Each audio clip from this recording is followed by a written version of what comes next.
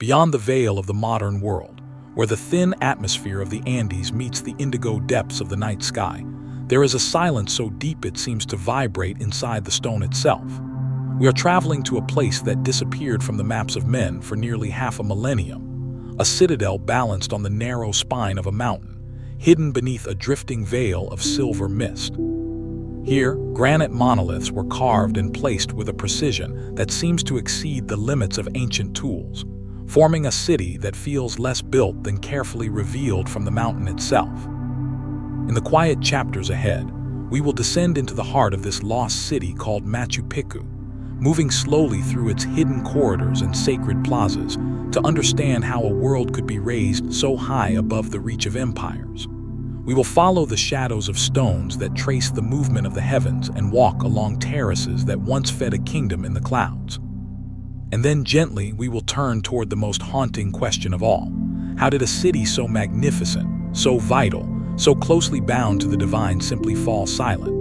Was it a careful retreat, a ritual departure, or something far more mysterious that led its people to yield their sanctuary to the jungle? As the world below sinks into darkness, let the cool mountain air clear your thoughts.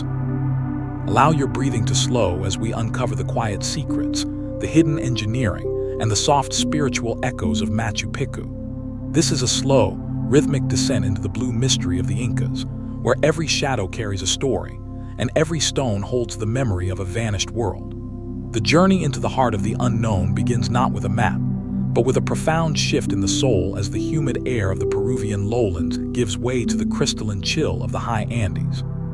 We are moving through the Vilcabamba Range, a place where the mountains do not just stand, they roar with a silent, ancient power that commands the respect of all who dare to climb. For centuries, this place existed only in the peripheral vision of humanity, a whisper among the local Quechua people, a legend that the Spanish invaders never quite grasped as they marched through the valleys below. It remained a secret kept by the peaks themselves, guarded by the sheer verticality of the terrain and the impenetrable veil of the cloud forest that draped over the ridges like a living shroud.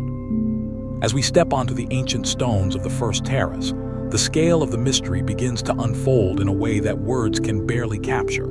This is not a ruin in the traditional sense. It is a sacred testament to a civilization that thought in terms of eternity and stone. Every block of granite was not merely placed. It was woven into the very fabric of the mountain spine, creating a harmony between human ambition and the natural world that has never been replicated in the modern era. Why here? This question echoes through the empty corridors and across the open plazas where the wind is the only inhabitant. Why build a sanctuary at the edge of the world, where the lightning strikes first and the wind never truly sleeps? The lost city was never truly lost to the mountain itself, only to the collective memory of a world that moved on without it. As we look across the urban sector, we see a city that appears to have been frozen in a moment of quiet transition. The houses, the temples, and the narrow walkways are all perfectly preserved, yet they are hauntingly vacant. There are no inscriptions on the walls to tell us the names of those who walked these paths, no statues of kings to proclaim their glory, and no written records to explain the purpose of this majestic fortress. The mystery of Machu Picchu is a puzzle with missing pieces that were perhaps never meant to be found by outsiders. Was it a royal retreat for the Emperor Pachacuti, a place where the elite could escape the pressures of the capital in Cusco? Or was it a pilgrimage site, a bridge between the earth and the heavens where priests could commune with the gods of the sun and moon? The silence of the granite is heavy with the weight of these unanswered questions. We feel the presence of the past in the way the shadows stretch across the central plaza during the blue hour, when the light turns the stone into something ethereal and ghost-like. The engineering required to transport these massive stones up such treacherous slopes remains one of the greatest enigmas of human history. Without the wheel, without iron tools, and without a written language as we understand it, the Incas created a masterpiece that has withstood 5 centuries of earthquakes and torrential rains. As the mist swirls around the peaks of Huayna Picchu, we begin to realize that the city was designed to be part of the mountain, not an intrusion upon it. Every angle of the buildings aligns with the surrounding peaks, known as apis, which the Incas believed were living spirits that protected the land. To understand Machu Picchu, one must first understand this spiritual connection to the earth. It is a place where the physical landscape is a map of the divine, and every stone is a prayer carved in granite. As the night deepens and the blue tones of the mountain atmosphere settle over the ruins, we are left to wonder if the city is truly empty, or if it is simply waiting for its people to return from the clouds. The mystery is not just in the stones, but in the intention of those who placed them there with such devotion and care. We are standing at the threshold of a story that has no end, a narrative written in the language of the mountains and the silence of the stars. The air was thick with the scent of damp earth and the heavy weight of history as the year 1911 dawned upon the rugged landscape of the Peruvian highlands. It was a time when the great mysteries of the world were still being whispered in the corridors of universities, yet few dared to venture into the vertical wilderness where the Andes meet the sky. Hiram Bingham, III, a man driven by an obsession with the vanished remnants of the Incan Empire, stood at the edge of the Urubamba River, listening to the roar of the water as it carved its way through the valley floor. He was not searching for a sanctuary of peace, but for the lost stronghold of Vilcabamba, the final refuge of the Incan kings against the encroaching tide of the Spanish conquest. The world at that time had no knowledge of the silent citadel that lay perched thousands of feet above, cradled by the jagged peaks of the mountains. Bingham moved through a world of emerald shadows, where the sunlight struggled to penetrate the dense canopy of the cloud forest. Every step forward was a battle against the tangle of vines and the treacherous footing of rain-soaked cliffs. He was led by a local farmer named Melchor Artiga, a man who spoke the language of the mountains and knew that something monumental lay hidden beneath the suffocating embrace of the jungle. Journey was not a grand procession, but a slow and grueling crawl through the mist. On the 24th of July, the gray clouds began to part, revealing a glimpse of something that defied explanation. As Bingham hacked through the thick vegetation with his machete, the first stones of a magnificent terrace began to emerge from their green tomb. These were not the rough stones of a common village, but the exquisite, precisely cut white granite that only the highest echelon of Incan society could command. The discovery was a moment of profound silence that seemed to echo through the centuries. Bingham found himself standing in the middle of a ghost world, where the majestic temple of the sun was slowly being reclaimed by the roots of ancient trees. He saw the incredible masonry of the three windows and the elegant curves of the royal sector, all of it untouched by the destructive hands of the conquistadors who had leveled so much of the Incan heritage in Cusco. The mystery of how this place had remained invisible for 400 years began to weigh upon his mind. It was a city that had been forgotten by the history books, yet it stood there in defiant perfection, watching over the valley like a silent sentinel. Bingham's arrival was the moment the world outside finally caught a glimpse of the hidden gem. But for the city itself, it was merely another day in its eternal watch over the Andes. The explorer believed he had found the lost capital of the Incas, unaware that he had actually stumbled upon something far more sacred and enigmatic. The discovery sparked a global fascination that has never faded, yet the true essence of the city remained as elusive as the morning fog. As we contemplate Bingham's first steps onto these sacred grounds, we must recognize the irony that a place so massive and grand could be hidden by nothing more than the leaves of the jungle and the indifference of time. The stones did not speak to him in a language he could understand, and they do not speak to us today in words. Instead, they offer a profound and heavy silence that invites us to look deeper into the blue shadows of the peaks. Bingham brought the light of the modern world to these ruins, but the secrets of Machu Picchu stayed firmly locked within the cold, indigo grip of the mountain's heart. We are left to wonder what other wonders still lie beneath the roots of the trees in the surrounding peaks, waiting for the right moment to reveal themselves to a world that is finally ready to listen to the whispers of the past. The sheer ingenuity of the Incan mind is etched into every surface of the city, a testament to a people who did not fight against the mountain, but sought to echo its strength in their own creations. To look upon the walls of Machu Picchu is to witness a mastery of physics and geology that defies modern comprehension. Here, high above the swirling mists of the Urubamba, the Incas practiced the art of Ashlar masonry, a technique where stones are shaped to fit together with such incredible precision that they require no mortar, no cement, and no glue to hold them in place. Each block of granite was meticulously carved to interlock with its neighbors, creating a structural harmony that has allowed these buildings to remain standing for over 5 centuries in one of the most seismically active regions on Earth. As we trace the lines of these joints with our eyes, we find that even a thin blade cannot be inserted between the stones. It is as if the rock itself has been softened by some forgotten ancient wisdom and pressed together like clay. This was not merely an aesthetic choice, it was a profound engineering necessity. When the earth begins to tremble and the mountains shake, the stones of Machu Picchu are not rigid. They are designed to dance. During an earthquake, the blocks vibrate in place and then settle back into their original positions, dissipating the energy of the tremor and preventing the walls from collapsing. This rhythmic resilience is the heartbeat of the city, a silent song of stability that has outlasted the very empire that created it. The mystery deepens when we consider the logistics of such a monumental undertaking. How did a civilization without the use of the wheel, without iron tools, and without beasts of burden like the horse or the ox, transport these multi-ton monoliths to the crest of a jagged ridge? The quarry from which the stones were taken lies within the city limits, yet the task of moving and lifting them into place required a sophisticated understanding of levers, ramps, and collective human power. Thousands of workers must have moved in a slow, synchronized choreography, guided by architects who saw the final form of the city within the raw mountain peak. The stones were not just building materials, they were sacred entities.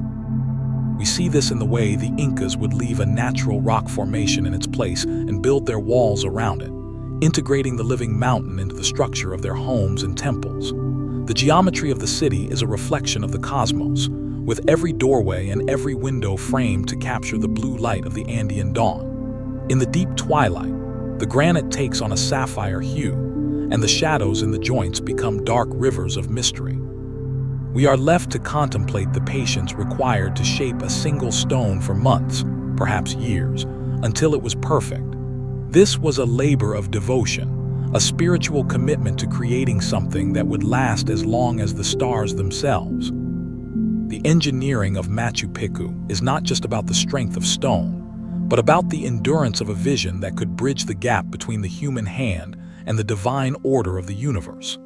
As the wind whispers through the gaps in the high ridges, it carries with it the echoes of the hammers and the soft breath of the builders who understood that to build in the clouds, one must first learn to speak the language of the earth. Every terrace, every staircase, and every temple stands as a silent witness to a genius that the world is still trying to decode. The blue shadows of the evening settle into the crevices of the walls, reminding us that the greatest secrets are often hidden in plain sight, within the perfect alignment of a stone that refuses to fall. To understand the placement of Machu Picchu is to enter the mind of an architect who viewed the world as a living prayer, a map of spiritual energy where the earth and the sky were inextricably linked by the jagged teeth of the Andes. The choice of this narrow ridge, suspended between the towering peaks of Machu Picchu and Huayna Picchu, was far from a matter of mere convenience or defensive strategy. It was a deliberate act of sacred positioning, a decision made by those who believed that certain points on the earth acted as portals to the divine. Standing on the central plaza, one is struck by the realization that this city does not simply sit upon the mountain. It is cradled by it, nestled within a natural amphitheater of granite and green forest. Below, the Urubamba River, which the Incas knew as the Vilcanota, or the Sacred River, twists in a dramatic horseshoe bend, creating a natural moat that isolates the ridge from the rest of the world.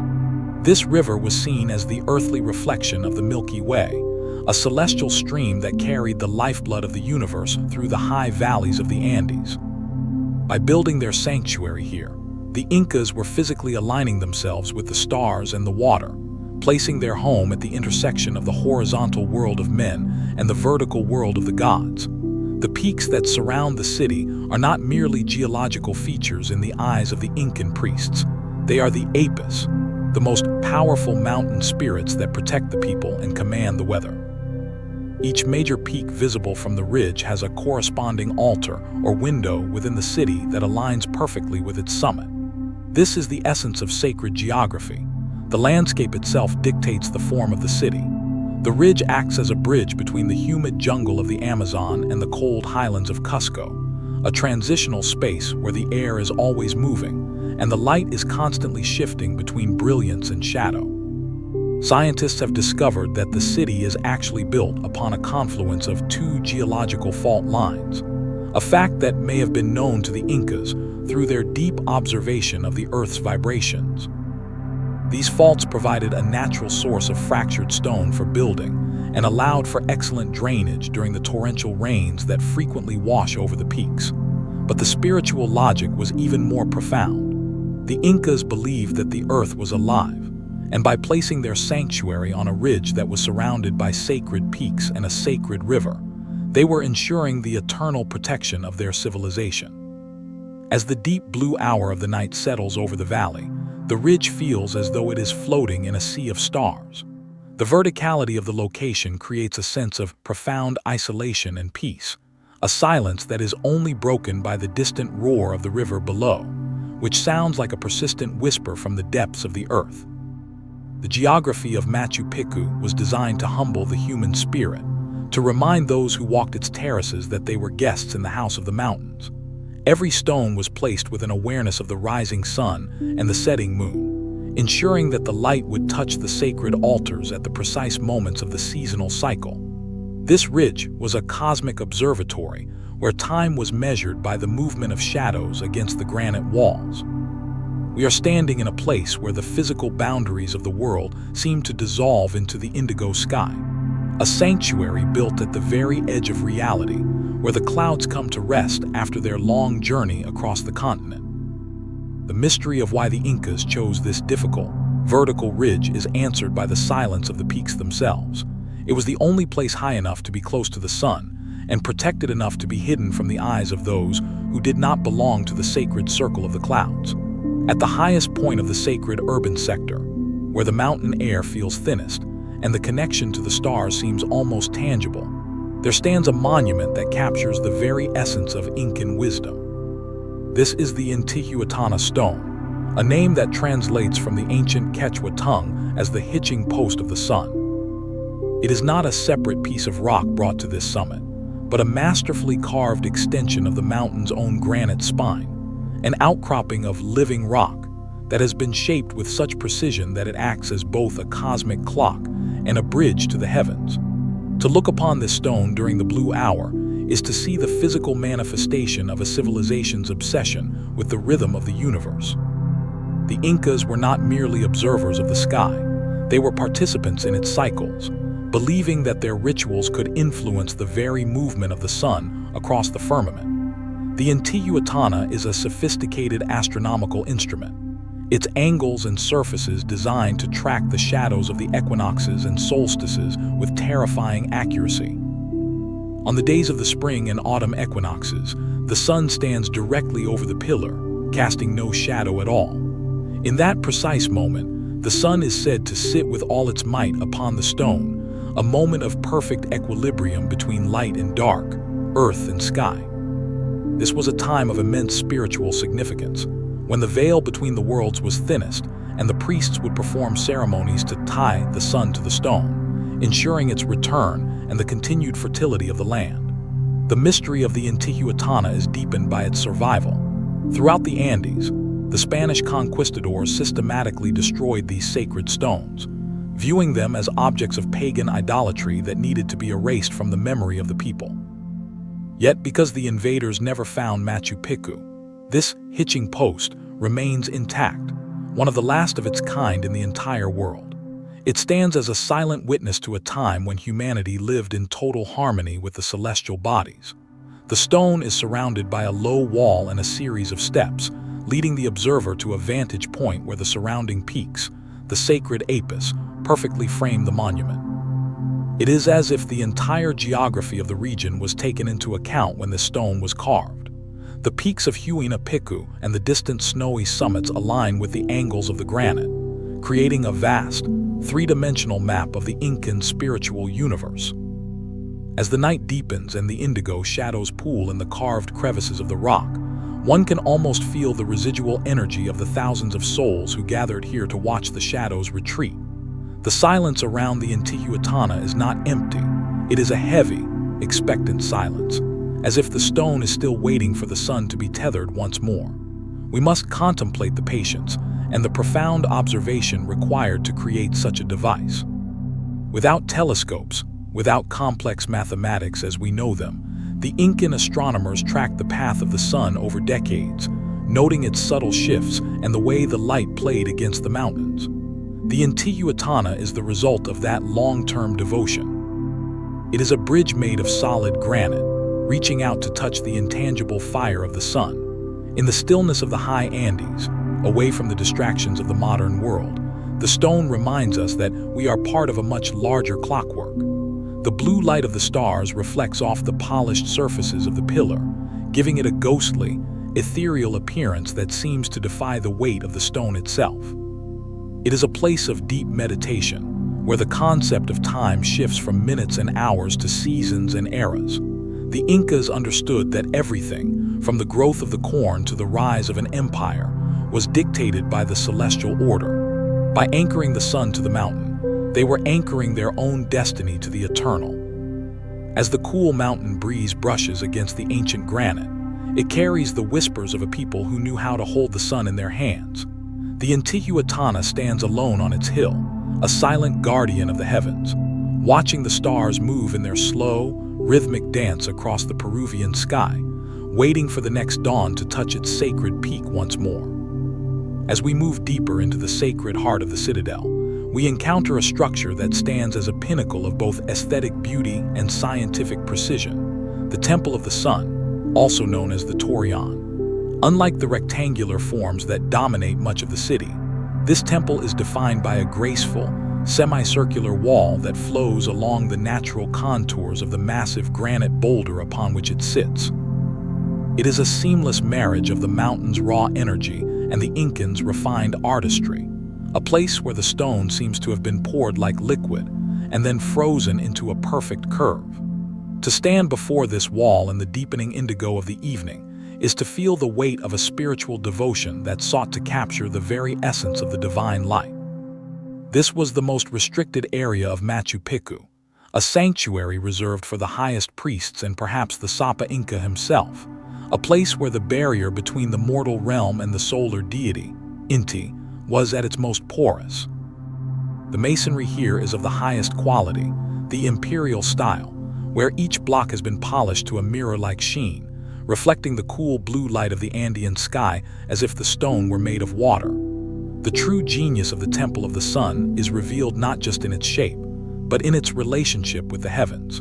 Within the semicircular wall are two windows that are far more than mere openings in the stone. They are precision-engineered portals designed to capture the first rays of the sun during the most critical moments of the year.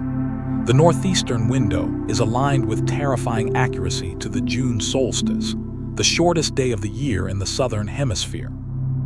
On that morning, as the sun crests the jagged peaks of the distant mountains, a single beam of golden light pierces the darkness of the temple and falls directly upon a carved altar in the center of the room. This was not a mere coincidence of architecture. It was a calculated cosmic event, a moment when the sun god physically entered the temple to commune with his people. We can only imagine the atmosphere of hushed anticipation that must have filled this space as the high priests waited in the cold silence of the dawn for the light to touch the stone. It was a ritual of renewal, a sign that the sun had not abandoned the empire and that the cycle of life would continue for another year. The second window aligns with the rising of the Pleiades constellation, an important agricultural marker for the Incas, signaling the time to begin the cycle of planting in the terraces below. Directly beneath this solar observatory lies a hidden mystery, a natural cave that has been transformed into a sacred chamber known as the Royal Tomb. Here, the architecture shifts from the celestial to the subterranean. The entrance to the cave is framed by the same exquisite masonry seen above, but inside, the walls are carved with symbolic motifs like the step Chacana or Inca cross, representing the three levels of existence: the underworld, the earthly realm, and the celestial world above. This vertical alignment, the temple of the sun above and the sacred cave below, illustrates the Incan belief in the interconnectedness of all things. The sun feeds the earth from above, while the spirits of the ancestors protect the roots from below. It is said that within this cool, dark space, the mummified remains of royalty may have been kept, brought out during sacred festivals to witness the solar alignments in the temple above. The silence in this cave is different from the silence of the plaza. It is a heavy, ancient stillness that smells of damp stone and forgotten prayers. As the moonlight filters into the upper temple, casting long, sapphire shadows across the curved walls, we are reminded that the Incas did not see themselves as separate from nature or the cosmos. Their temples were not just buildings. They were living instruments designed to harmonize the human soul with the eternal rhythms of the universe. Every stone in the Temple of the Sun was placed with the knowledge that the sun would always return to find its mark, a promise of eternity kept by a civilization that built its legacy in the path of the stars. The blue shadows of the night now fill the temple, turning it into a ghostly vessel of memory, waiting for the next solstice to awaken the light once more within its sacred walls. The most haunting aspect of Machu Picchu is not the grandeur of its construction, but the suddenness of its silence. As we walk through the empty residential quarters and the silent workshops, we are confronted by a mystery that has puzzled archaeologists and dreamers for over a century. Why did a city so magnificent and so carefully maintained simply fall quiet? Unlike the great cities of Europe or Asia that suffered through sieges, fires, or gradual decay, Machu Picchu appears to have been abandoned in a state of near perfection. There are no piles of rubble from a violent conquest, no skeletons littering the streets to tell a tale of massacre, and no scorched earth to suggest a desperate final stand against the Spanish invaders. The city was not destroyed, it was simply let go. It is as if one day, the thousands of priests, artisans, and farmers who animated these stones simply walked away into the emerald heart of the forest, leaving their sanctuary to the slow and patient embrace of the vines and the moss. This vanishing is the ultimate enigma of the Andes, a riddle wrapped in the silver mist that still clings to the terraces every morning. One of the most compelling theories suggests that the city's end came not from the sword, but from an invisible enemy. Long before the first Spanish soldiers set foot in the high mountains, the diseases of the Old World, smallpox and measles, had already begun their devastating march through the Incan Empire. These silent killers traveled along the vast network of Incan roads faster than any army could move. It is possible that a plague swept through the high-altitude sanctuary, decimating the population and leaving the survivors too few and too weak to maintain the complex systems of the city. In such a scenario, the living would have had no choice but to flee, leaving the dead in shallow graves and the temples to the spirits. Yet, even this theory has its gaps, for the archaeological record does not show the massive numbers of burials one would expect from a catastrophic pandemic. Another possibility is that the abandonment was a strategic choice made in the shadow of the collapsing empire. When Cusco fell to the Spanish, the spiritual and political heart of the Incan world was torn out. Without the support of the central government and the flow of resources from the capital, Machu Picchu may have become unsustainable. The Sapa Inca's royal estate could have been deactivated as a matter of religious or political necessity, its residents moving deeper into the Amazon to the hidden capital of Vilcabamba to continue their resistance in secret. There is also a more spiritual perspective to consider. The Incas viewed their cities as living entities with a specific life cycle. It is possible that Machu Picchu was built for a specific purpose, perhaps as a temporary ritual center or a royal retreat for Pachacuti, and when that purpose was fulfilled, the city was ritually closed. In the Incan worldview, when a sacred site had served its time, it was not necessarily meant to be occupied forever. They may have intentionally obscured the trails and retreated into the mountains, trusting the peaks themselves to guard their secret. This would explain why the Spanish never found it. The Incas were masters of invisibility when they chose to be. As the moon rises over the empty plaza and the shadows deepen in the doorways of the king's sector, the sense of a sudden departure becomes palpable. You can almost imagine the cold hearths and the half-finished pots left in the corners. The city feels like a stage where the actors have just stepped behind the curtain, leaving the audience in a state of eternal waiting. As we sit in the deep blue stillness of the evening, the abandonment feels less like a tragedy and more like a final act of devotion. By leaving the city intact and hidden, the Incas ensured that their greatest architectural and spiritual achievement would never be desecrated by those who could not understand its sacred language. The jungle became its protector, and the clouds became its gatekeepers. The city did not die. It entered a long sleep, waiting for the modern world to rediscover its stones and marvel at the genius of a people who knew when it was time to let go of the physical and return to the spirit of the mountains. The silence here is not the silence of a tomb, but the silence of a sanctuary that has kept its secrets for 500 years and has no intention of revealing them to a world that still lives in the noise. We are left with the echoes of a vanished empire, a haunting melody carried on the thin mountain air, reminding us that even the greatest of human works are eventually reclaimed by the earth from which they rose. To look upon the emerald slopes of Machu Picchu is to witness one of the most sophisticated examples of landscape engineering in human history, a testament to a civilization that understood that to survive in the clouds, one must first master the earth. The massive staircases of stone that wrap around the mountain like the ripples of a giant's thumbprint are known as Andes, or agricultural terraces. These are not merely decorative features or simple garden plots. They are the foundation upon which the entire Incan Empire was built. Without these vertical fields, the city would have vanished into the abyss long ago, reclaimed by the very rain and gravity that define life in the high Andes. To walk along these terraces during the deep blue hour of the night is to feel the rhythmic pulse of a sleeping giant, a structure designed with such foresight that it has remained stable for over 500 years, despite the torrential downpours that characterize the Peruvian cloud forest. The genius of the Incan architect lay in what we cannot see, the hidden layers beneath the surface of the soil. Each terrace is a masterpiece of multi-layered filtration and structural support. The Incas began by building a thick retaining wall of dry stone masonry, tilted slightly inward to resist the outward pressure of the earth and the inevitable tremors of the mountain. Behind these walls, they did not simply dump dirt. They engineered a drainage system that modern engineers still study with awe.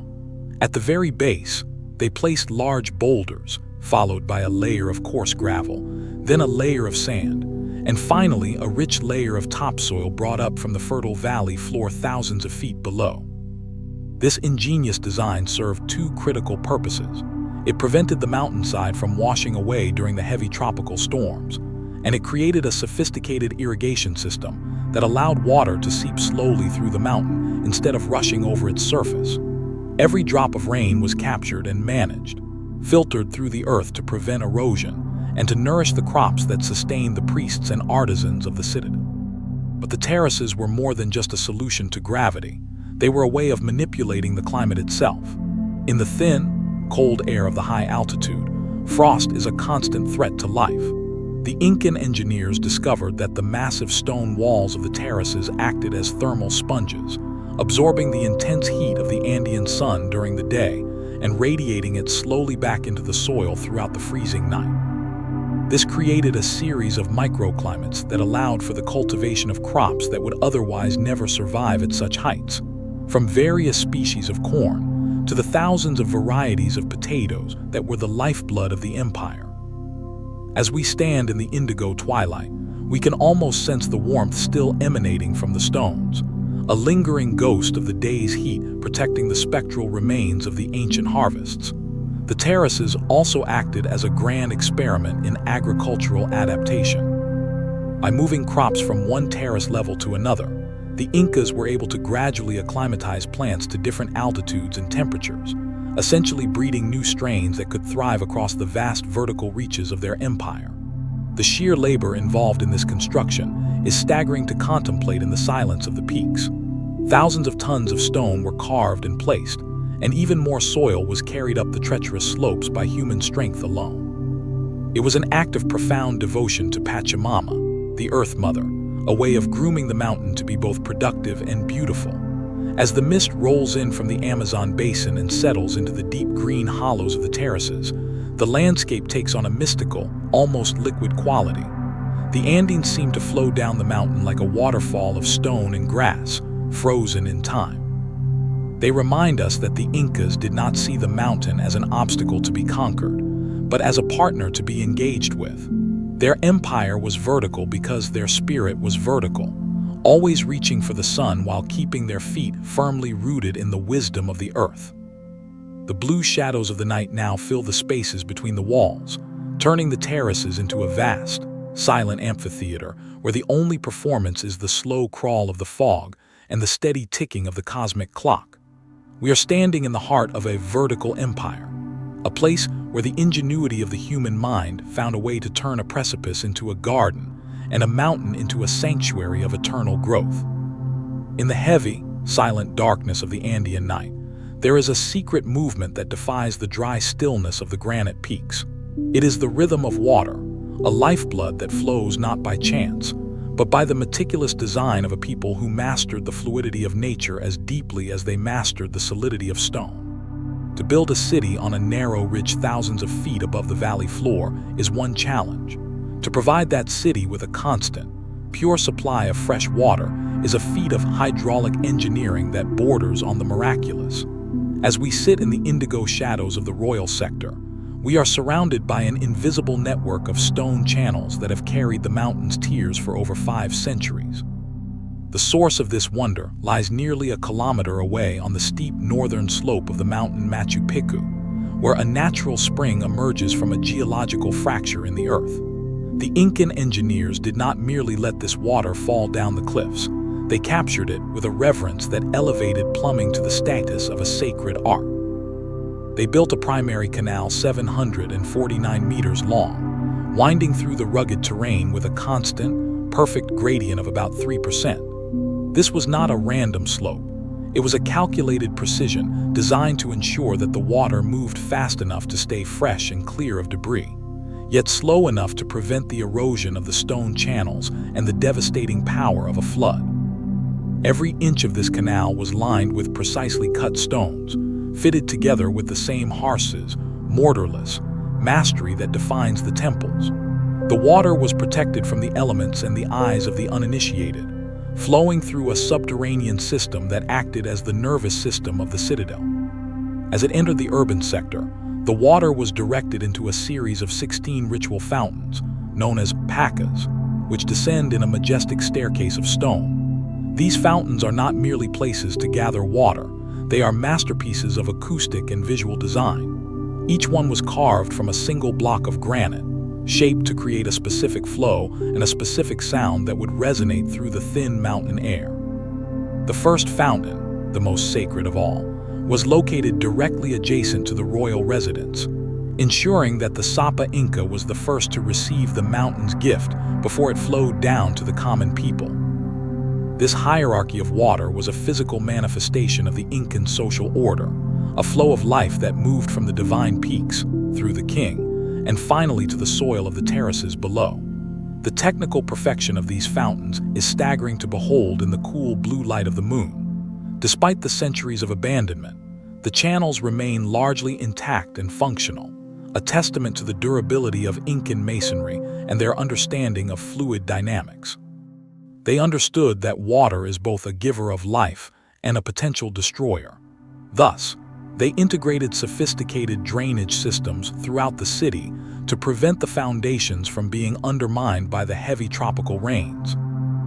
Underneath the plazas and the residential streets lies a labyrinth of stone-lined drains that whisk away the excess moisture, keeping the city dry and stable while the surrounding slopes are washed by the storms.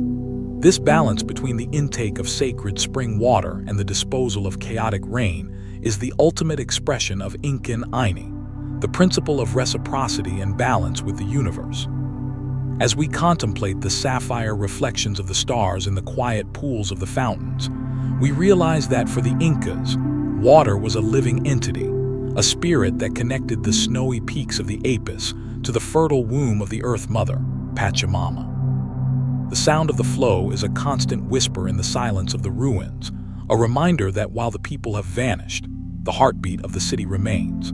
The engineering of these hydraulic wonders was not driven by the need for convenience alone, but by a desire to bring the sacred elements into the everyday life of the sanctuary.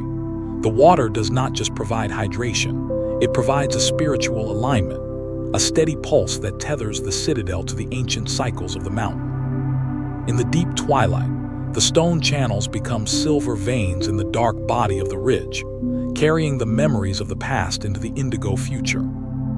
We are left to marvel at a civilization that could make water climb mountains and stones speak in the voice of a river, creating a sanctuary where the fluidity of the spirit and the permanence of the rock were one and the same. The blue mist settles over the fountains, turning the water into a ghost-like vapor that rises toward the stars, closing the circle of life that the Incas so carefully engineered in this kingdom of the clouds. Stepping across the threshold of the royal sector, we enter a realm of such refined elegance that the stone itself seems to whisper of a power beyond the reach of ordinary men. This is the private estate of Pachacuti, the ninth Sapa Inca and the visionary architect of an empire that stretched from the jagged peaks of the north to the glacial reaches of the south.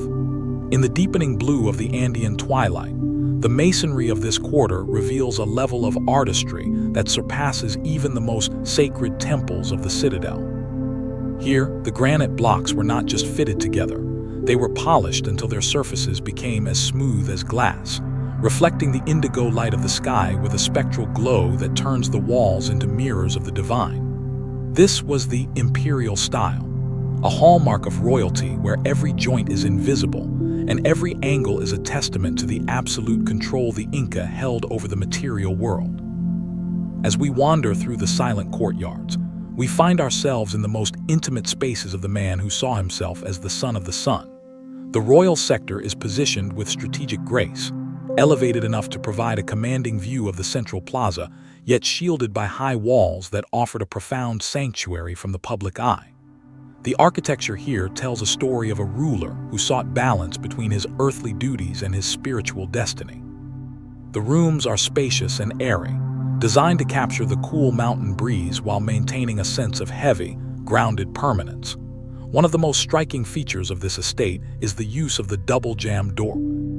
These portals, carved with 2 layers of recessed stone, were not merely structural, they were symbolic markers of high status, signaling to any who approached that they were entering the presence of the divine sovereign. To pass through such a door was to move from the mundane world into a space where every shadow was orchestrated by the emperor's will. Inside these rooms, the walls are lined with trapezoidal niches, which once held the sacred objects and golden treasures of the royal household.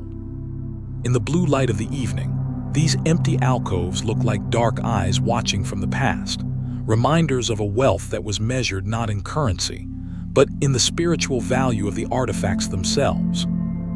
Adjacent to the main residence lies the private ritual bath of the Inca, a masterwork of hydraulic engineering where the sacred water from the mountain spring was channeled directly into a stone basin carved from a single piece of granite. This was a place of purification, where the emperor would bathe in the crystalline waters before performing his duties in the Temple of the Sun. The sound of the water falling into the basin is a ghost-like echo in the silence of the ruins, a reminder of a daily rhythm that was both physical and holy. The proximity of the royal sector to the Temple of the Sun is no coincidence. Pachacuti lived at the intersection of the human and the celestial, his residence acting as a bridge between the administrative heart of the city and its most sacred spiritual engine. From his private windows, he could look out across the vast expanse of the Urubamba Valley and see the rising of the stars that dictated the agricultural cycles of his people. The view was a constant reminder of his responsibility to maintain the Aini, the sacred balance between the heavens and the earth. As we stand in the center of the royal courtyard during the blue hour, the atmosphere is heavy with the spectral presence of a man who changed the course of South American history. The stones here do not feel cold. They feel saturated with the memory of a visionary who could see a city in a mountain peak and an empire in the movement of the sun. The silence of the royal sector is not the silence of abandonment. but the silence of a long-concluded meditation. The shadows that stretch across the polished floors are like the long fingers of the past, reaching out to touch the curiosity of the modern world.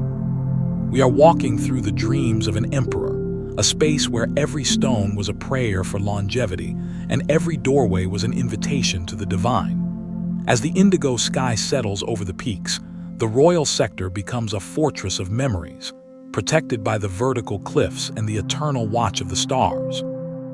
It is the heart of Machu Picchu, the place where the vision was born and where the silence of the vanishing is most deeply felt. The blue mist rises from the terraces and flows through the royal hallways, turning the stone into a ghostly ship sailing through the clouds of history. As we descend from the lofty heights of the royal sector toward the lower reaches of the urban citadel, we encounter one of the most enigmatic examples of Incan symbolic art, the Temple of the Condor. This is a place where the barrier between the living earth and the spirit world is carved into the very floor of the mountain. Here, the Incan stoneworkers encountered a massive natural rock formation that resembled the wings of a bird in flight. Instead of leveling this stone, they embraced its natural form, enhancing its features with the precision of their chisels, until the image of the great Andean condor emerged from the granite with a haunting clarity. To the Incas, the condor was not merely a bird. It was a sacred messenger between the physical realm and the celestial heavens, the only creature powerful enough to carry the souls of the dead on its vast wings into the Hanan Pacha, the world above. To stand before this temple in the deepening indigo of the night is to feel the weight of a mythology that saw divinity in every shadow and every stone. The floor of the temple is carved into the shape of the condor's head and beak, while the two massive boulders rising behind it form the majestic wings, reaching out toward the mountain slopes in a gesture of eternal ascent.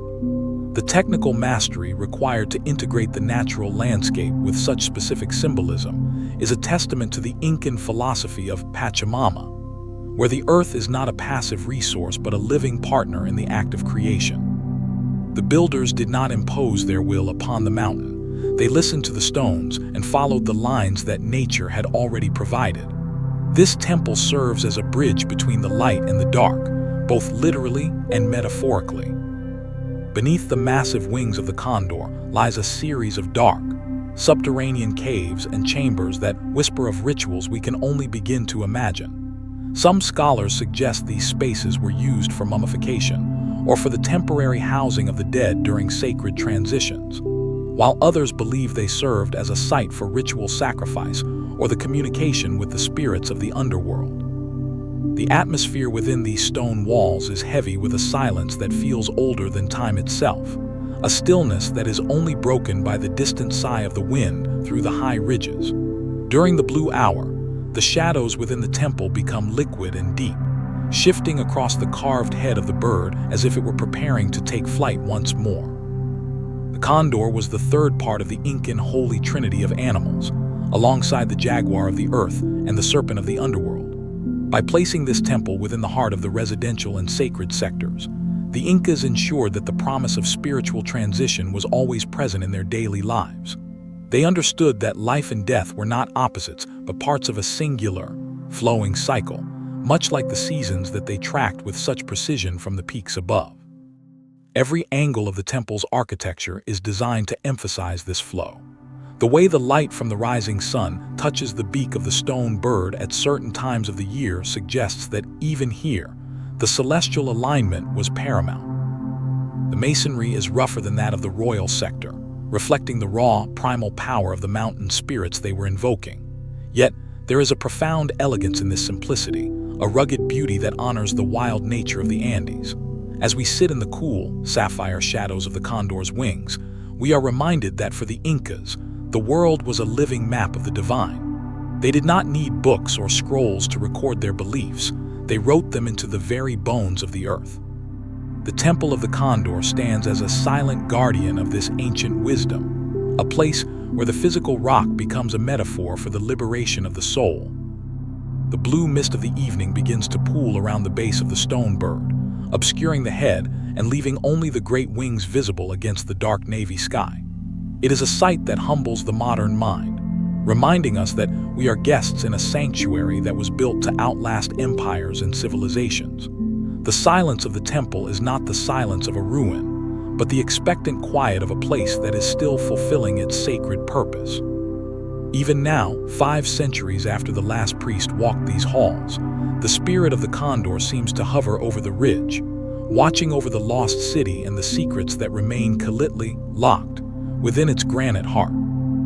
We are left to wonder how many more symbolic secrets are hidden in plain sight, waiting for the right moment of light and shadow to reveal themselves to those who know how to look with the eyes of the past. The indigo night settles over the temple, and the great stone bird remains in its eternal posture of flight, a symbol of a people who reach for the heavens while never losing their connection to the sacred earth. In the profound and heavy silence of the Andean midnight, one cannot help but feel the crushing weight of the past as it stares back through the form of the massive granite monoliths that anchor Machu Picchu to the sky. These stones are the silent giants of the ridge, multi-ton blocks of solid earth that were somehow persuaded to leave their ancient resting places and ascend the vertical cliffs to form the walls of this sacred sanctuary. As we stand in the indigo shadows of the main quarry sector, we are confronted by one of the greatest engineering enigmas in the history of human civilization. How did a people who did not utilize the wheel, who possessed no iron tools to cut the rock, and who had no beasts of burden like the horse or the ox, manage to transport these immense stones across such treacherous terrain? To look at a 20-ton block of granite and imagine it being moved by human muscle alone is to step into a world where the impossible was a daily reality. The mystery is not just in the movement, but in the intention and the sheer collective will that drove thousands of workers to participate in this monumental choreography of stone. The process began in the quarry itself, a field of fractured granite located right in the heart of the urban sector. The Incan masons did not see these stones as inanimate objects. They saw them as living rocks that held the spirit of the mountain. To extract a block, they utilized a technique of natural expansion and contraction. They would find a natural fissure in the granite and insert wooden wedges, which they then saturated with water. As the wood expanded, it would exert enough pressure to crack the stone along its natural grain. In the silence of the night, one can almost hear the phantom echo of the wood swelling and the stone yielding to the patience of the workers. Once a block was free, the true challenge began. The terrain of Machu Picchu is a nightmare of verticality, with slopes so steep they seem to drop directly into the clouds. To move a monolith required the construction of massive earth and sand ramps, some of which are still visible today, winding their way through the city. The labor was organized through the Mitta system, a form of social tax where every citizen contributed their strength to the building of the empire's sacred sites. Thousands of men would work in perfect synchronization, pulled together by the rhythmic chanting of songs that allowed them to move as a single organism. They used thick ropes woven from the fibers of the agave plant and rollers made of hard wood or rounded river stones. It was a slow, agonizing process, moving a stone only a few inches at a time, stopping to adjust the levers and the rollers as they climbed the ridge. In the cool blue light of the moon, we can imagine the thousands of torches flickering on the slopes as the massive shadow of a stone moved upward like a slow-moving god. The precision required to stop these stones exactly where they needed to be placed is staggering. There was no room for error. A single slip would send a masterpiece tumbling thousands of feet into the Urubamba River below. But the mystery goes even deeper than the physics of transportation. It is a mystery of the spirit. The Incas believed that the stones were doing their own part in the journey, that they were willing participants in the creation of the sanctuary. This belief allowed the builders to approach the work not as a burden of labor, but as an act of profound devotion. As we trace the polished edges of a 20-ton wall during the blue hour, we see the result of this holy partnership. The joints are so tight they seem fused together by time itself. The stones do not just sit on the mountain, they are locked into it, integrated with a genius that understands both the strength of the rock and the fragility of the human hand. The silence of these monoliths is heavy with the untold stories of the thousands of lives that were dedicated to their placement. They stand as a testament to a time when humanity could move the earth through the power of collective vision and spiritual alignment. The indigo night settles into the cracks between the massive blocks, turning the walls into a dark tapestry of ancient effort. We are left to wonder if we will ever truly understand the secrets of the stones, or if they will remain forever Kalitli, locked in their granite hearts, watching the clouds drift by as they have done for 500 years. The mystery of the monoliths is the mystery of the Incas themselves, a people who lived between the heavy reality of the earth and the light of the stars, building a legacy that continues to defy the gravity of time. Rising like a silent sentinel above the northern end of the urban citadel, the peak of Machu Picchu commands a view that bridges the gap between the earth and the heavens. Its name, meaning young peak in the ancient Quechua tongue, stands in poetic contrast to the old peak of Machu Picchu that anchors the opposite side of the ridge. To look upon Machu Picchu during the deep blue hour is to see a jagged tooth of granite piercing the silver veil of the clouds, a vertical world that seems entirely unreachable to the human foot. Yet, for the Incas, this peak was not a barrier but a destination of profound spiritual significance. They carved a path into its near-vertical face that remains one of the most terrifying and awe-inspiring feats of ancient masonry in the world. These are the hidden stairs of the Guardian Peak, a staircase made of stone that clings to the side of the mountain like a ribbon of granite suspended over an abyss of emerald green. The ascent of Machu Picchu is a journey through a world of verticality and mist. The steps are narrow, some barely wide enough for a human foot, and they were carved directly into the living rock with the same harses, mortarless, precision found in the temples below. In many places, the stairs are flanked on one side by the cold granite of the mountain and on the other by a drop of thousands of feet into the churning white waters of the Urubamba River. There are no railings, no safety nets, only the steady rhythm of the stone and the thin mountain air to guide the traveler. The Incas moved along these paths with a grace and a confidence that suggests they did not fear the heights, but embraced them as a way to get closer to the celestial spirits. As we imagine the priests climbing these stairs in the pre-dawn darkness, their torches flickering against the dark blue stone, we realize that this was not merely a hike, it was a ritual of ascension. Every step upward was an act of leaving the earthly realm behind and entering the domain of the Apis, the mountain gods.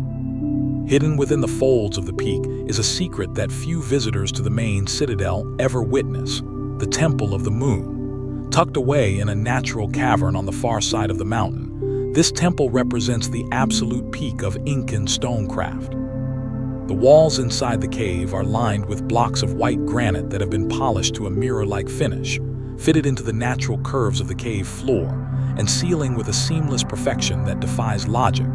In the indigo light of the evening, the white stone seems to glow with its own internal energy, reflecting the moonlight that filters into the mouth of the cavern. Why did the Incas build such a masterpiece in a place so difficult to reach?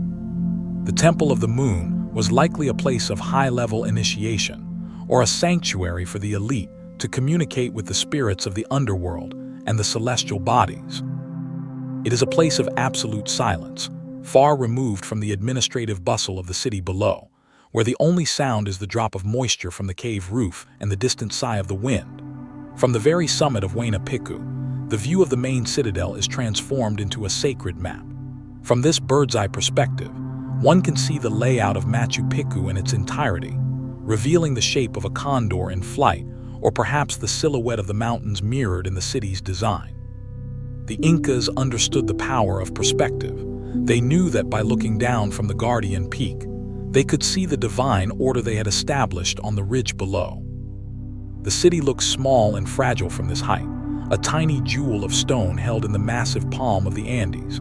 As the blue mist of the night begins to swirl around the summit, the peak feels as though it is floating in a sea of clouds, disconnected from the world of men. The stairs become invisible in the shadows, leaving the climber alone with the stars and the immense silence of the high peaks.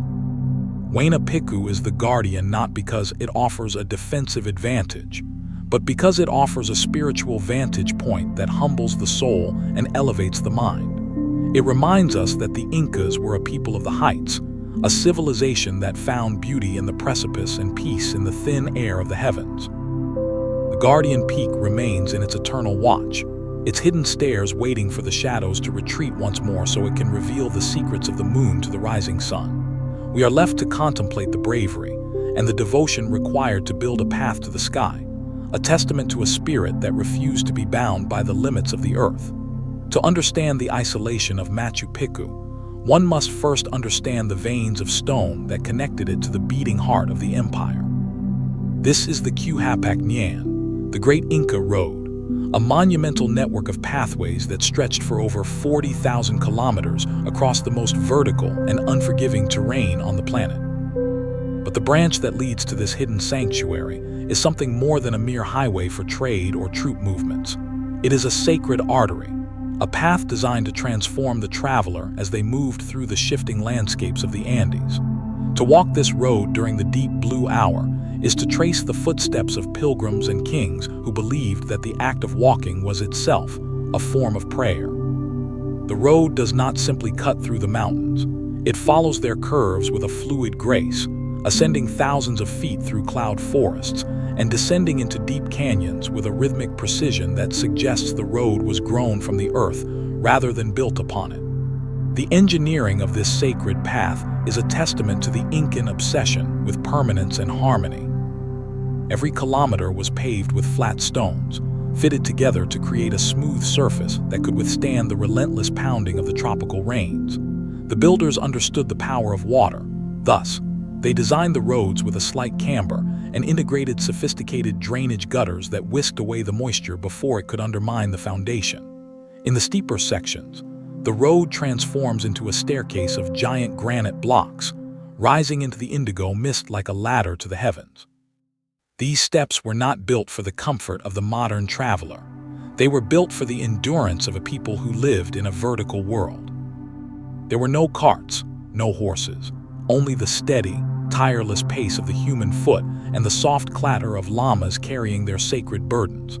The silence along these paths is heavy with the ghosts of the Chasquis, the legendary messengers of the empire who could run from the coast to the mountains in a matter of days, carrying fresh fish for the emperor or urgent news from the frontiers. Their breath is the wind that whistles through the high passes, their spirit the energy that still vibrates in the paving stones. As the road nears the citadel, it passes through a series of tambos, ritual rest stops where travelers would cleanse themselves and prepare their minds for entry into the sacred realm. The architecture of these outposts mirrors the prestige of the road itself, with high-quality masonry and trapezoidal niches that once held offerings of coca leaves and chicha.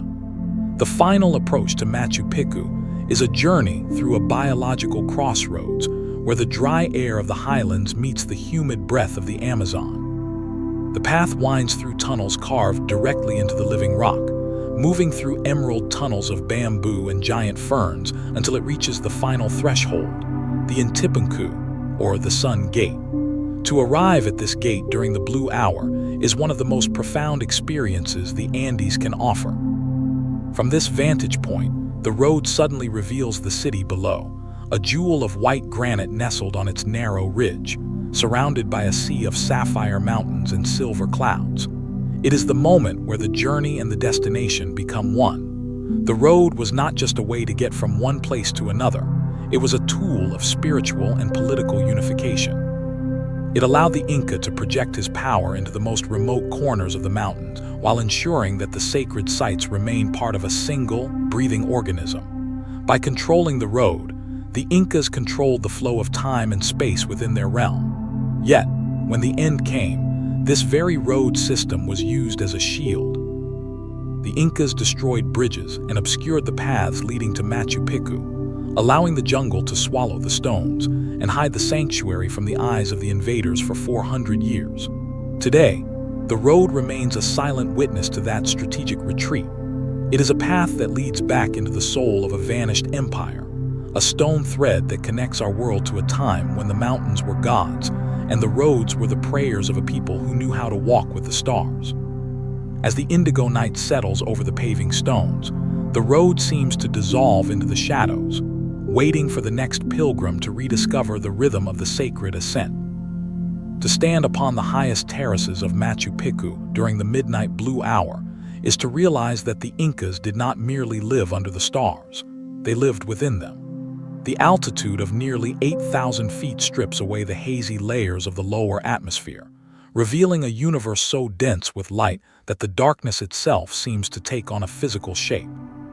For the Incan astronomers, the sky was the Hanan Pacha, the upper world, a divine realm that dictated every action taken in the K Pacha, the world of men. They were master observers of the celestial dance, tracking the movement of the planets and the slow rotation of the galaxy with a precision that required generations of patient silence and rhythmic observation. At the heart of their cosmic understanding was the Mayu, the great celestial river that we know as the Milky Way.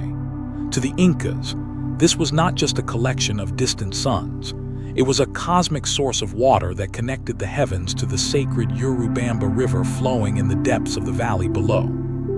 They believed that the water evaporated from the earthly rivers and ascended into the sky to become the Milky Way, falling back as rain to nourish the sacred mountains, a perfect, eternal cycle of reciprocity that mirrored the balance of their own society. While modern civilizations look to the points of light to find patterns in the sky, the Incas looked into the deep voids.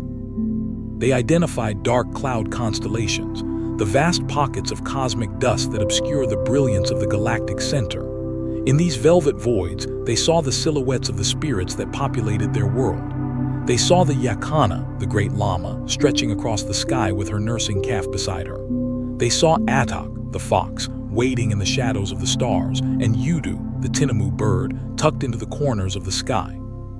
These celestial animals were not just myths, they were the gears of an agricultural and spiritual clock.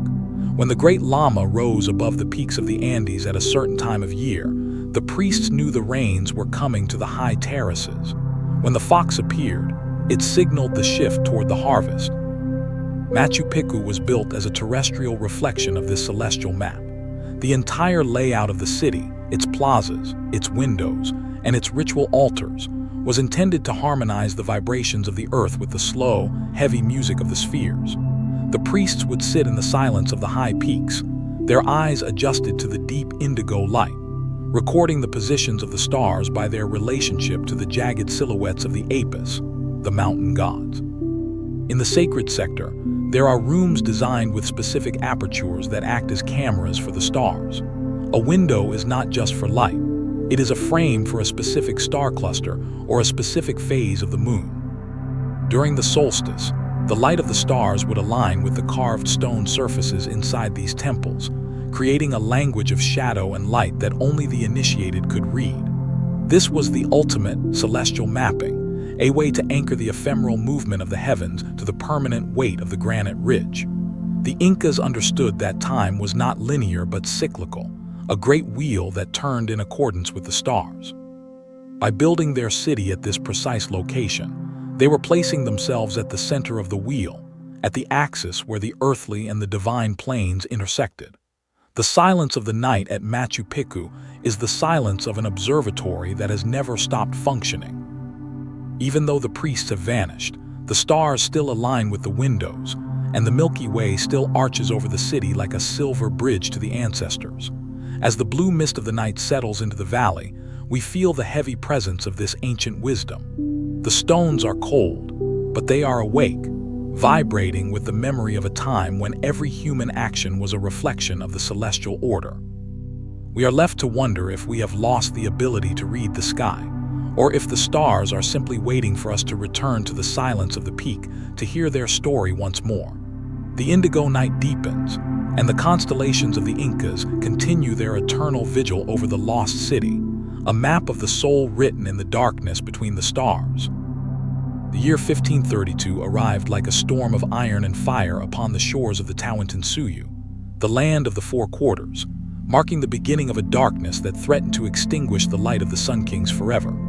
Francisco Pizarro and his band of gold-hungry conquistadors brought with them a world of steel, gunpowder, and invisible pathogens that marched through the high Andes far faster than any human army. As the great Inca Empire began to crumble under the weight of this foreign invasion, The majestic cities of the highlands were systematically dismantled, their sacred gold melted into nameless bars and their temples repurposed as the foundations for a new, alien order.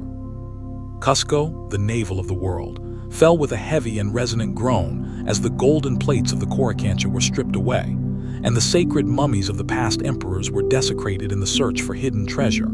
Yet, as the Spanish iron moved deeper into the sacred valleys, searching every cave and every ridge for the fabled El Dorado, they passed by one of the greatest treasures of all without ever knowing it existed. High above the churning white waters of the Urubamba, shielded by the verticality of the peaks and the silent, protective watch of the clouds, Machu Picchu remained a ghost city, a sanctuary that history forgot to find. The mystery of why the Spanish never found Machu Picchu is not a matter of luck alone, but a combination of geography, timing, and a deliberate effort by the Incas to erase the path behind them. The city was not a major administrative hub like Cusco or a defensive fortress like Ollantaytambo. It was a royal estate and a sacred retreat, known perhaps to only a select few of the nobility and the priesthood. When the empire began to collapse and the Sapa Inca, Manco Inca, led his resistance into the deep Amazonian stronghold of Vilcabamba, the strategic value of Machu Picchu shifted. To protect the sanctity of the sanctuary from the eyes of the invaders, it is believed that the Incas took radical measures.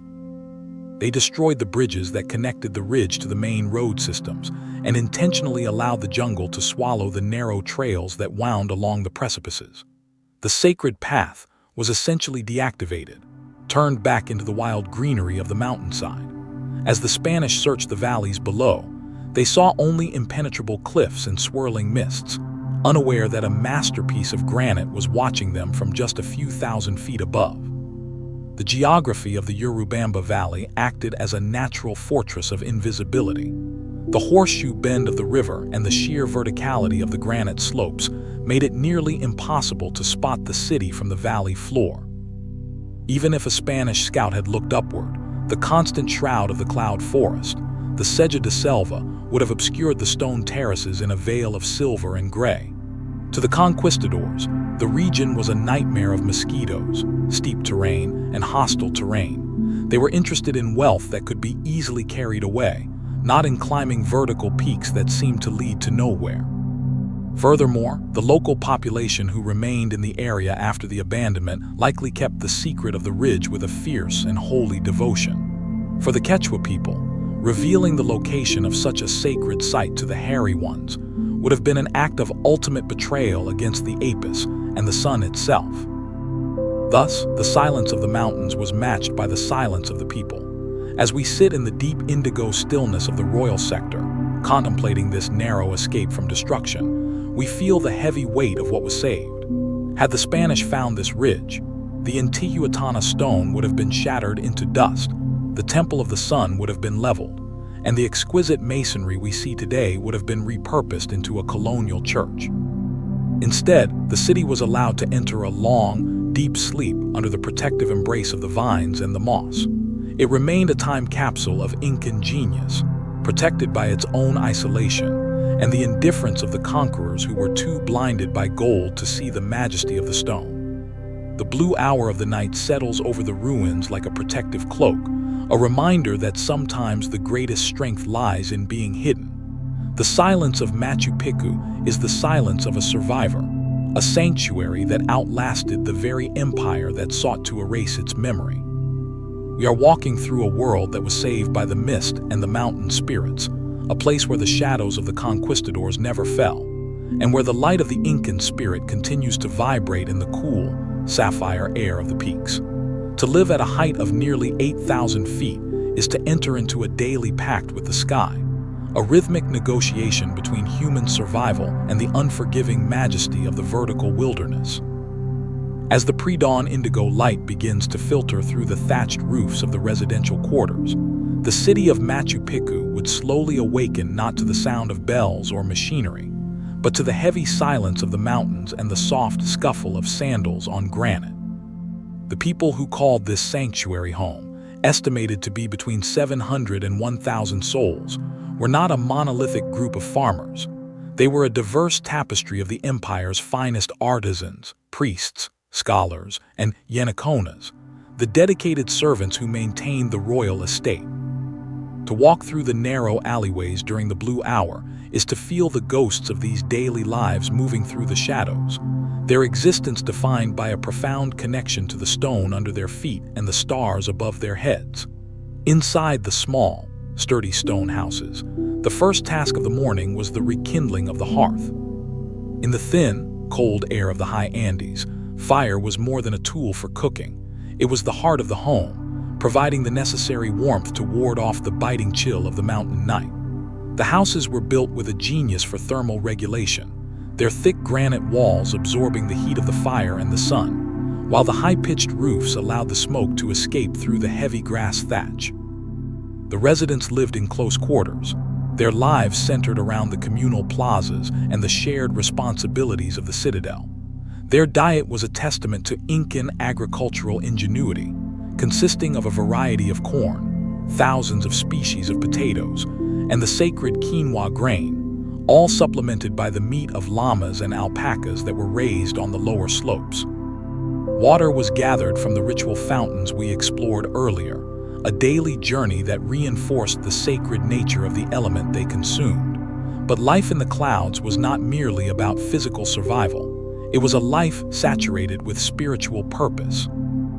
Every action, from the weaving of a garment to the planting of a seed in the terraces, was performed with an awareness of the Apu spirits and the Pachamama. The women of the citadel were master weavers, creating intricate textiles from the wool of the alpaca that served as both clothing and a visual language of status and identity. In the quiet hours of the afternoon, one could imagine the rhythmic click of the looms echoing through the courtyards, a steady heartbeat of industry in the middle of the wilderness.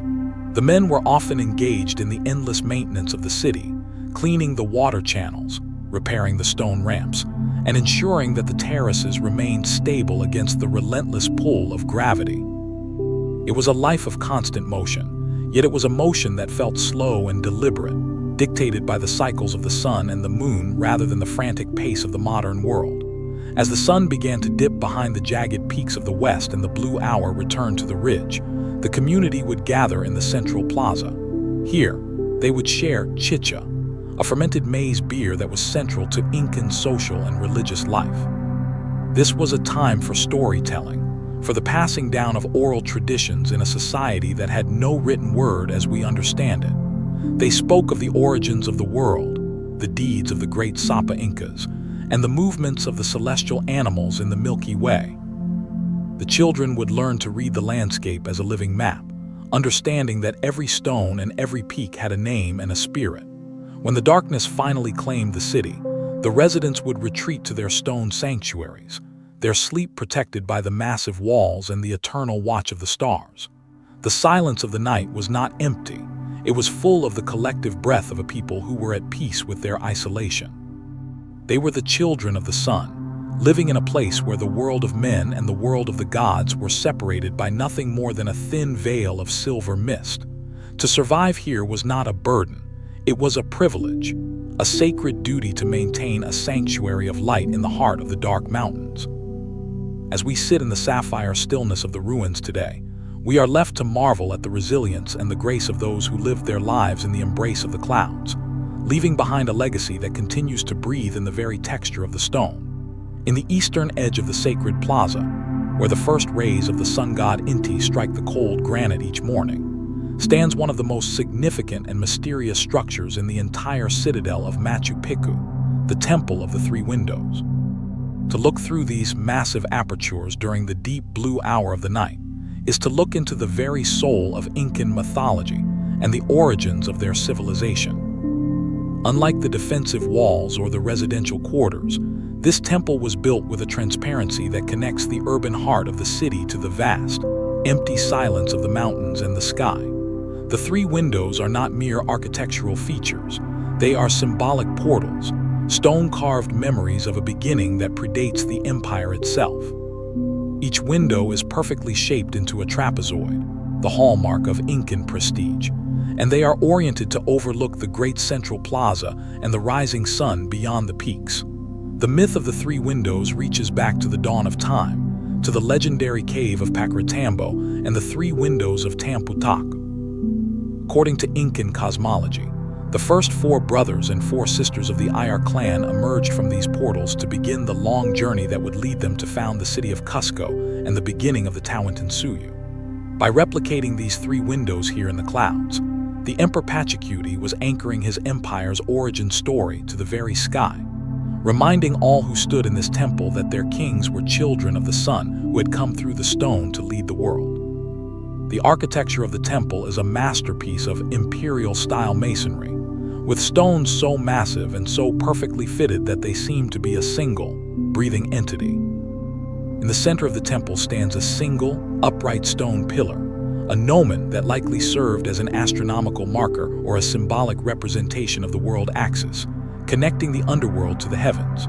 The three windows also correspond to the Incan holy trilogy of worlds, the Hanan Pacha, or the celestial world of the gods, the K Pacha, or the earthly world of humans, and the Uku Pacha, or the subterranean world of the ancestors and the dead. As the indigo mist of the evening flows through these openings, it is as if the three realms are being woven together by the wind. The silence within this temple is not just a lack of sound. It is a heavy, historical weight that settles into the marrow of the bone. One feels the presence of the priests who stood here for centuries, watching the sun rise exactly through the center window during the solstice, confirming that the divine order was still intact. The view through the windows is not random. It frames the sacred peaks in the distance, aligning the man-made sanctuary with the natural apis that protect the valley. This alignment was the ultimate expression of the Incan desire to live in total harmony with their environment. The stones of the temple have been weathered by centuries of rain and wind, yet their geometric perfection remains as sharp as the day they were first carved. In the sapphire light of the stars, the granite takes on a spectral quality, turning the three windows into glowing portals of light and shadow. We are looking at a monument to memory, a stone record of where a people believed they came from and where they were going. Every block in this wall weighs several tons, and the precision of the joints is so extreme that it suggests the builders were working with a spiritual geometry that we are only beginning to decode. The three windows act as a camera obscura for the soul, focusing the attention of the observer toward the infinite horizon of the Andes. There is a legend that a fourth window was planned but never completed, a symbol of the unfinished destiny of the Incan people. As the night deepens and the blue shadows pool on the floor of the temple, we are left to wonder if the spirits of the Ayar brothers still pass through these windows when the mist is at its thickest. The temple is not just a building. It is a ritual space where the origin of the world is reenacted with every sunrise. The silence here is expectant, as if the stone is waiting for a word that was spoken 500 years ago and is still echoing in the high mountain passes. We are standing at the threshold of history, looking through the eyes of the ancients into a world where the mountains were gods and the windows were the doors to the divine. The indigo night settles over the ridge, and the Temple of the Three Windows remains a silent guardian of the Incan Genesis, its apertures framing the stars in an eternal embrace of stone and sky. To walk through the stone corridors of Machu Picchu in the deep indigo of the night is to realize that this city was not built by mere masonry, but by a language of sacred geometry that sought to decode the hidden laws of the universe. The Incan architects did not view space as a void to be filled, but as a living entity that required a harmonious alignment between the human hand and the divine spirit of the earth. As we stand in the center of the sacred plaza during the blue hour, we see the manifestation of this philosophy in every angle and every line. The most iconic of these geometric secrets is the trapezoid, the signature of Incan prestige and stability. Every doorway, every window, and every niche in the citadel is wider at the base than at the top, a shape that mirrors the very silhouette of the mountains that surround it. This was not just an aesthetic choice. It was a profound engineering and spiritual statement. The trapezoid is the most stable form in a land where the earth frequently trembles, a shape that resists the pull of gravity and the violence of earthquakes with a graceful resilience. But beyond physics, the trapezoid represented a bridge, a doorway that narrows as it reaches toward the heavens, drawing the eye and the spirit upward toward the stars. The sacred geometry of the city extends far beyond the shape of a single door. The entire layout of Machu Picchu is a vast, three-dimensional mandala, a spiritual blueprint designed to mirror the constellations above and the sacred peaks around it. The Incas practiced a form of architecture known as lithic mimicry, where the shape of a building or a specific wall would perfectly replicate the jagged outline of the horizon behind it. If you stand at a certain point near the royal sector and look toward the sacred peak of Yanantin, you will see that the top of a stone wall in the foreground follows the exact curve and dip of the mountain in the distance. This was the ultimate expression of Aini, the principle of sacred reciprocity. By mirroring the mountain in their stone, the Incas were paying homage to the Apis, ensuring that their city was not an intrusion upon the landscape but a natural extension of it. The geometry of the city was a way of weaving the human narrative into the eternal story of the earth. In the silence of the high peaks, we must contemplate the incredible precision required to execute such a plan. Without modern surveying tools or written blueprints, the Incan master builders used the movement of the sun and the shadows of the mountains to plot the coordinates of their temples. They understood the relationship between the circle and the square, the horizontal and the vertical. We see this in the curved walls of the Temple of the Sun, which transition seamlessly into the straight lines of the surrounding plazas. This was a geometry of the soul, a way of harmonizing the fluid energy of the cosmos with the solid reality of the rock. As the blue mist of the evening flows over the stone terraces, the city feels as though it is vibrating with a hidden frequency. The placement of every major building corresponds to a specific astronomical event or a sacred direction, creating a network of spiritual energy that pulses through the granite foundations. To the Incas, geometry was a sacred language that could communicate with the gods. They believed that by building with such perfect proportions, they could attract the divine light and hold it within their walls. The stones were not just dead matter, they were vessels for the Kamakwin, the life force that permeates all things. As we trace the joints between the massive blocks in the midnight blue light, we realize that the perfection of the fit is a form of prayer. To work a stone until it fits perfectly with its neighbor is an act of total devotion, a meditative process that requires the builder to become one with the material.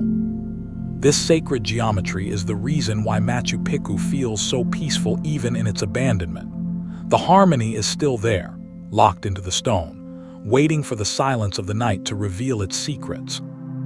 The blue shadows of the night settle into the trapezoidal niches, turning them into dark portals of memory that reach back to a time when humanity knew how to speak to the mountains in the language of shape and proportion. We are standing in a sanctuary of geometry, a place where the blueprint of the heavens was brought down to earth and carved into the very bones of the Andes. The indigo night deepens, and the sacred lines of the city remain in their eternal alignment, a silent testament to a genius that understood the infinite beauty of the divine order. In the profound silence of the high Andes, where the air is as thin as the veil between worlds, we find ourselves at the center of a spiritual dialogue that has never truly ended. To the Incas, the earth was not a resource to be measured or a property to be owned. It was a living, breathing mother named Pachamama. She was the source of all life, the provider of the harvest, and the final embrace for the souls of the departed. At Machu Picchu, this connection to the divine earth is felt in every step we take across the granite terraces. In the deep indigo of the night, the mountains seem to lean closer, their massive silhouettes acting as the silent guardians of a tradition that saw divinity in the very fabric of the landscape. Worship here was not confined to the walls of a temple. It was a constant state of existence, a rhythmic cycle of reciprocity known as Aini. The Incas believed that for every gift received from the earth, whether it was the water of a spring or the yield of the corn, a gift must be returned to maintain the sacred balance of the universe. As we sit in the sapphire shadows of the central plaza, we can almost sense the residual energy of the thousands of offerings that were made upon these stones. The most sacred of these was the coca leaf, a plant seen as a bridge between the human and the divine. The priests would hold 3 perfect leaves, decay into and blow their breath across them toward the high peaks, whispering the names of the Apis, the mountain spirits. They were not just naming geological features. They were addressing living gods who controlled the rain, the lightning, and the fertility of the soil. At Machu Picchu, the surrounding peaks of Huayna Picchu, Putucusi, and Salcantay were the primary recipients of this devotion. In the blue mist of the evening, these peaks take on a spectral quality, appearing as ancient giants who are eternally awake, watching the movement of the stars and the slow crawl of the human narrative below. The Incas understood that they were guests on these slopes, and their architecture was a way of asking for permission to remain. The concept of waka is central to understanding this spiritual landscape. A waka could be anything that held a high concentration of sacred energy, a peculiarly shaped stone, a hidden spring, or a cave that led into the heart of the mountain. At Machu Picchu, many of the natural rock formations were left untouched and were instead surrounded by exquisite masonry, turning the raw earth into a sanctuary. These stones were treated with the same reverence as a king, often dressed in fine textiles and offered chicha or sacred food. This was not idolatry in the Western sense. It was a recognition that the Kamaquan, the life force, vibrates within all matter. As we trace the cold joints of the granite walls in the midnight light, we are touching a physical prayer. The stones were seen as the bones of the earth, and the water flowing through the channels was its blood. This holistic view of the world meant that there was no separation between the sacred and the mundane. Every act of building was a ritual, and every ritual was an act of building the spiritual architecture of the soul. In the deep twilight, the atmosphere of Machu Picchu becomes heavy with the presence of these earth spirits. The wind that whistles through the high ridges is seen as the breath of the ancestors, carrying the wisdom of the past into the ears of those who know how to listen. The Incas did not fear the darkness or the silence. They saw them as the natural state of the Ukupacha, the inner world where the seeds of life begin. By honoring Pachamama and the Apis, they were ensuring that their city would remain anchored to the eternal cycle of rebirth. Even though the voices of the priests have been silent for 5 centuries, the relationship between the stone city and the living mountain remains intact.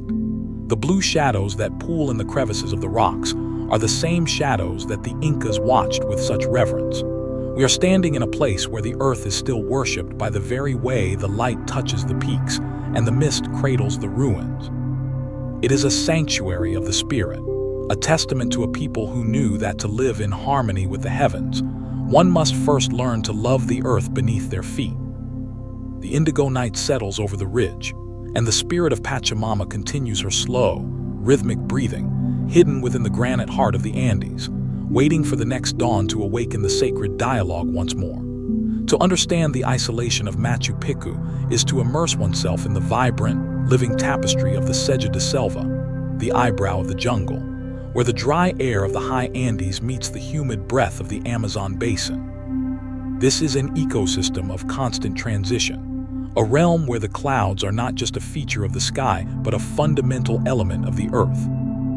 As we sit in the deep indigo silence of the lower terraces during the blue hour, we are surrounded by a biological diversity so rich that the stones of the citadel seem to be the only still points in a swirling sea of life. The Incas did not build this sanctuary in a void. They integrated it into a forest that was as sacred to them as the stars themselves. To walk through the outskirts of the city is to witness a struggle for space between the permanence of granite and the relentless growth of the emerald wilderness. The flora of the Machu Picchu sanctuary is a miracle of adaptation and beauty, led by the delicate and enigmatic presence of the orchids. Within the boundaries of this sacred ridge, over 300 species of orchids have been identified, each one a miniature masterpiece of evolution. In the cool, sapphire light of the evening, these flowers take on a spectral quality, their petals holding the moisture of the mist like tiny cups of silver. There is the Wakanki orchid, named for the legend of a weeping princess, whose vibrant red blossoms seem to bleed into the green shadows. These flowers do not grow in soil alone. They cling to the sheer faces of the cliffs and the very walls of the temples, drawing their life from the humid air and the ancient moss that coats the stones. The moss and the lichens are the skin of the mountain, a soft, living velvet that protects the granite from the erosion of the rains while providing a home for countless smaller organisms. Giant ferns, reminiscent of a prehistoric era, arch over the ancient pathways, their fronds creating tunnels of deep indigo shadow that whisper as the wind passes through them. The bromeliads, with their sharp, geometric leaves, nestle in the crooks of ancient trees, creating miniature reservoirs of water high above the forest floor where life can thrive in isolation. But the forest is not just a collection of plants, it is a world of silent watchers. The most elusive of these is the spectacled bear, the ucumari, the only bear species native to South America. This shy and powerful creature is a spirit of the cloud forest, moving through the dense bamboo thickets with a ghost-like grace that belies its massive size. To the Incas, the bear was a bridge between the world of men and the wild spirit of the mountains, a guardian of the high passes who lived in the places where the forest meets the sky. In the deep blue twilight, one can imagine the golden markings around its eyes reflecting the faint light of the stars as it watches the ruins from a distance. Above the canopy, the Andean cock of the rock, or tunqui, seeks its hidden roost. This bird, with its brilliant scarlet crest, is a symbol of the Peruvian wilderness, its call a haunting melody that marks the boundaries of the day and night. Even in the silence of the blue hour, the presence of life is felt in the vibration of the air, the movement of hummingbirds whose iridescent feathers turn from emerald to sapphire as they dart between the nectar-filled blossoms of the high slopes. And then there are the llamas and alpacas, the sacred companions of the Incan people who still wander the terraces today. They move with a rhythmic, steady pace, their large, liquid eyes reflecting the vastness of the mountains. They are the living connection to the past, their wool providing the warmth for the weavers and their strength carrying the burdens of the empire. In the indigo night, they become silhouettes of peace against the dark navy sky, a reminder that in this sanctuary, the boundaries between the domestic and the wild were never clearly drawn. The Incas lived in a state of total integration with this flora and fauna, understanding that their survival depended on the health of the forest and the respect they showed to the creatures that shared their home. They saw the spirit of the jaguar in the strength of the stone and the wisdom of the serpent in the winding rivers. As the blue mist of the evening settles into the valley, the forest begins its slow expansion, reaching out with its vines and roots to touch the ancient walls. It is a patient and loving reclamation, a sign that while the people may have gone, the life of the mountain remains eternally vibrant. The silence here is not empty. It is a chorus of growing things and breathing spirits, a testament to a sanctuary that was built not against nature, but as its crowning jewel. The indigo night deepens, and the cloud forest remains a protective shroud around the heart of the Andes, keeping the secrets of the Incas calitly locked within its emerald and sapphire embrace. In the grand theater of the high Andes, where the jagged silhouettes of the mountains act as the curtains of the world, there is a specific moment when time itself seems to hold its breath. This is the equinox, the twice-yearly arrival of perfect balance, when day and night are of equal length and the sun stands directly over the equator of the earth. To the Incas, this was not merely a change in the calendar. It was a cosmic alignment of the highest spiritual order, a moment of Aini, where the celestial and the terrestrial realms were woven together in a singular thread of light. As we stand in the deep indigo silence of the Intihuatana Plaza during the pre-dawn blue hour, the air is heavy with the weight of an ancient anticipation. The stone beneath our feet, cold and resonant, has been waiting for this precise moment for 5 centuries. The hitching post of the sun is not just a monument, it is a spiritual anchor, designed to capture the shadow of the sun god Inti and tie him to the mountain so that he might never abandon his children in the clouds. The geometry of the equinox at Machu Picchu is a masterpiece of prehistoric observation. As the first light of the morning begins to bleed into the dark navy sky, turning the peaks of the surrounding Apis into sapphire crowns, the focus of the entire citadel shifts toward the central pillar of the Intihuatana. In the days leading up to the equinox, the shadows cast by the precisely carved angles of the stone grow shorter and shorter, retreating toward the base of the monolith like a spirit returning to its shell. When the sun finally crests the eastern horizon at the exact moment of the equinox, something miraculous happens. The sun stands directly above the vertical pillar of the stone, and for a brief, eternal moment, the Intihuatana casts no shadow at all. It is as if the sun has descended from the heavens to sit with all its might upon the stone, an act of divine union that blessed the city and the empire with the promise of fertility and life. This shadowless moment was the peak of Incan ritual life, a sign that the K Pacha, the world of men, was in perfect harmony with the Hanan Pacha, the world of the gods. The silence that must have filled the plaza during this event is a silence we can still feel in the marrow of our bones.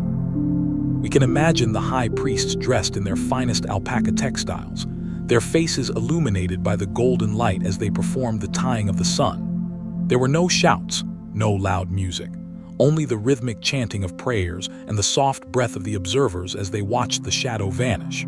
This was a moment of profound vulnerability and power. To hold the sun in place was to hold the destiny of the empire in their hands. Without this alignment, the seasons would lose their way, the rains would fail to fall on the terraces, and the mountain spirits would turn their backs on the people. The engineering required to achieve such precision in the alignment of a multi-ton granite block is staggering. The Incas had to understand the subtle shift of the Earth's axis and the specific path of the sun as it changed over years and decades. They carved the stone to match the stars, turning the mountain peak into a living laboratory of the cosmos. As the indigo night settles back over the ridge and the stars begin to flicker in the velvet sky, we realize that the equinox still happens here every year, regardless of the absence of the people. The sun still finds its mark. The Intihuatana still loses its shadow for that fleeting moment in March and September, a ghost ritual performed for an audience of stone and mist. The abandonment of the city did not break the alignment, it only made it more mysterious.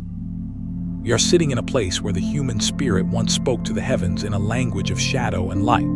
The blue mist that flows through the plaza during the night is like the residual smoke from those ancient ceremonies, a vaporous memory of a time when the world was one single, breathing organism. The silence of the peaks is the silence of a promise kept, the promise that the sun will always return, and that the balance between the light and the dark is the fundamental heartbeat of the universe. We are left to wonder if we have forgotten how to find our own balance in the modern world, or if we simply need to return to the silence of the mountains to remember how to tie our souls to the sun once more. The indigo night deepens, and the shadows of the vanished empire continue their slow, rhythmic dance across the terraces, waiting for the next equinox to reveal the secrets of the stones to the sky. To understand the profound isolation of Machu Picchu, one must ascend to its highest residential point, a lone structure that stands as a silent sentinel perched on the edge of the southern terraces. This is the Guardhouse, or the Watchman's Hut, a simple yet commanding stone building that offers the most expansive and breathtaking view of the entire citadel and the dizzying depths of the Urubamba Valley below. In the deepening indigo of the night, this structure becomes a dark silhouette against the star-studded sky, a place where the air feels sharper and the silence more absolute. From this vantage point, the city looks like a dream carved into the spine of the mountain, a tiny sanctuary of light and logic surrounded by an endless sea of vertical shadows and jagged peaks. The Guardhouse was the first point of contact for anyone arriving from the main Inca trail, the threshold between the vast empire and the sacred world of the clouds. To stand here during the blue hour is to feel the weight of a gaze that has been directed outward for 5 centuries, watching for the movement of travelers, the arrival of pilgrims, and the shifting patterns of the mountain spirits. The architecture of the Guardhouse is a study in functional elegance and resilience. Unlike the polished, imperial style of the temples, the masonry here is more rugged, utilizing the gray granite of the ridge to create a structure that feels as though it grew directly out of the earth. It is a 3-walled building, open on one side to the central plaza, allowing the watchmen to remain connected to the heart of the city while maintaining their vigil over the approach from the Sun Gate. The roof, though now restored with thick layers of yellow iku grass, follows the same high-pitched geometry that the Incas used to shed the heavy tropical rains of the cloud forest. Inside the hut, The atmosphere is one of focused stillness. The trapezoidal windows frame specific views of the landscape, turning the mountains into living paintings of shadow and mist. In the sapphire light of the moon, the interior of the hut feels like a time capsule of duty and devotion. One can almost sense the presence of the guards who stood here in the cold pre-dawn air, their eyes adjusted to the deep blue darkness as they scan the valley floor thousands of feet below for the flickering torches of messengers or the slow movement of a llama caravan. The strategic importance of this location cannot be overstated, yet for the Incas, strategy was always inseparable from spirituality. The guardhouse does not just overlook the valley, it overlooks the sacred river of the Vilcanota, which twists and turns in a dramatic horseshoe bend far below. From this height, the river looks like a silver serpent moving through the emerald darkness, a terrestrial reflection of the Milky Way that the Incas followed in the heavens. The guards were not just protecting a physical city, they were guarding a portal to the divine. They were the gatekeepers of a sanctuary where the Sapa Inca came to commune with the sun, and where the priests tracked the heartbeat of the cosmos. Every stone in the guardhouse was placed with the knowledge that this ridge was the last line of defense for a sacred way of life. The silence of the night here is not empty. It is an expectant silence, full of the echoes of the whistles and signals that would have once traveled from this peak to the distant outposts along the road to Cusco. As the blue mist of the night begins to rise from the terraces and wrap around the guardhouse, the structure seems to float above the rest of the world. It is disconnected from the noise of history and the chaos of the valleys, a solitary island of granite in a sea of clouds. The view from here is a reminder of the incredible bravery of the Incan people, a civilization that did not fear the precipice but embraced it as a throne. They built their watchtower at the very edge of reality, where a single step in the wrong direction would lead to the abyss.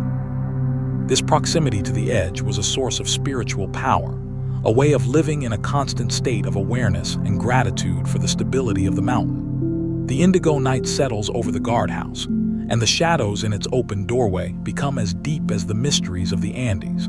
We are left to contemplate the endurance of a vision that could build such a fortress of peace in such a vertical wilderness. The watchman is gone, but the hut remains, its silent windows still framing the movement of the stars and the slow transition of the seasons over the sacred valley. It is a place of deep meditation, a sanctuary for the mind that seeks to understand the true meaning of protection and the beauty of a city that was saved by its own impossible height. The silence of the ridge is the ultimate guard, a shield of soundlessness that continues to keep the secrets of Machu Picchu calitly locked within the blue embrace of the mountain peaks.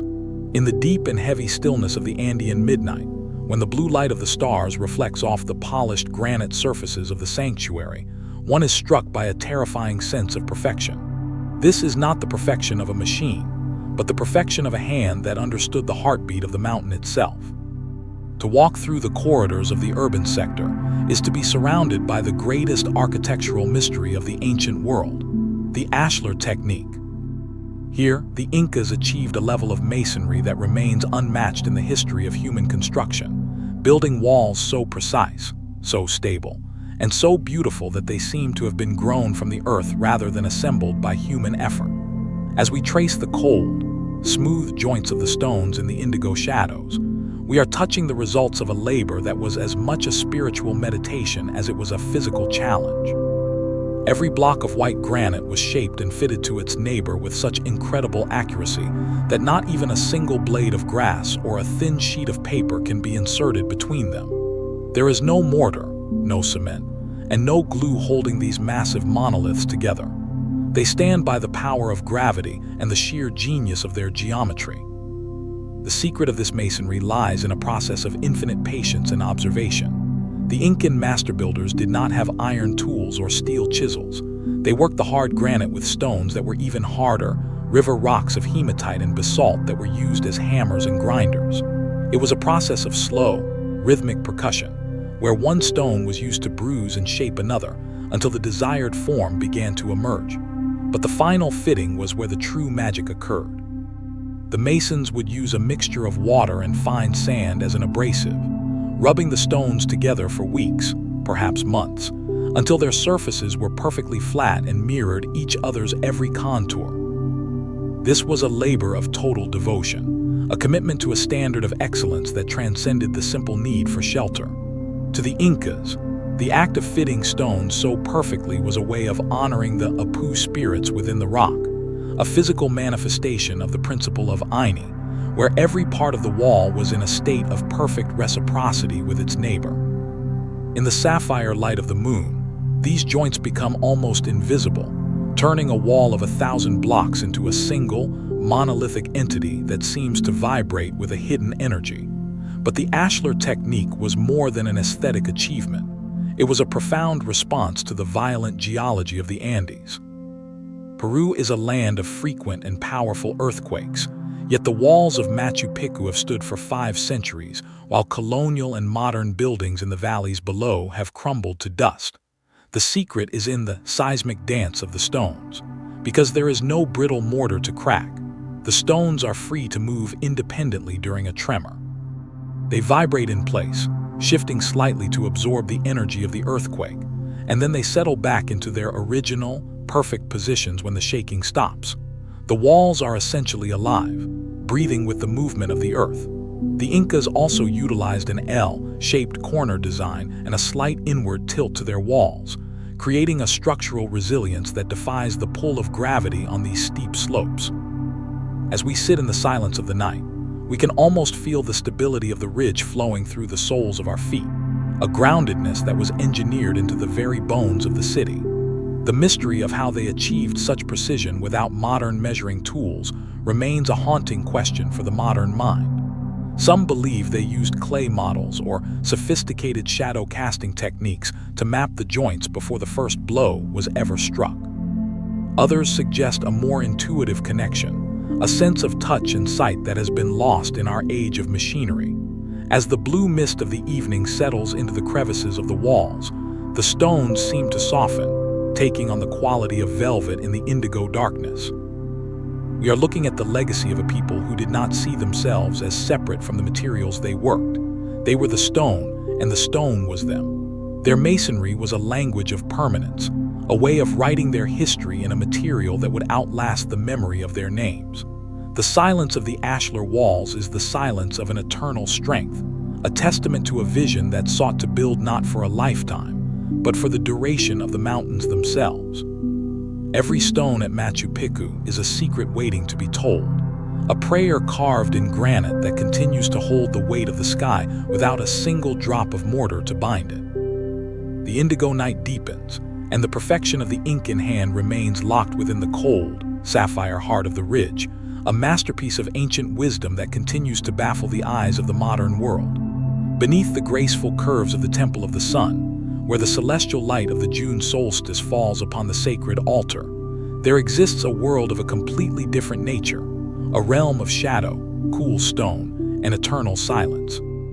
This is the royal tomb, a subterranean sanctuary carved directly into the dark granite heart of the mountain ridge. To descend into this space during the deep indigo hour of the night is to move from the world of the living into the quiet embrace of the ancestors, where the boundary between the physical and the spiritual is as thin as the mountain mist.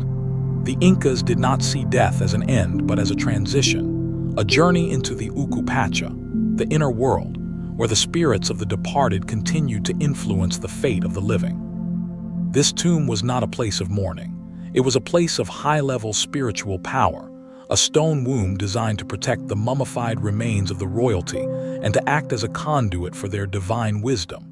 As we stand at the entrance of the cave, the air changes, becoming heavy with the scent of damp earth and the ancient stillness of the rocks. The architecture of the royal tomb is a stunning example of how the Incas integrated the natural landscape into their sacred geography.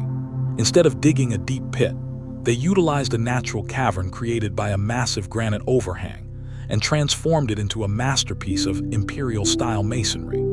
The interior walls are lined with blocks of white granite so perfectly polished that they seem to hold a faint, sapphire glow even in the total darkness of the earth.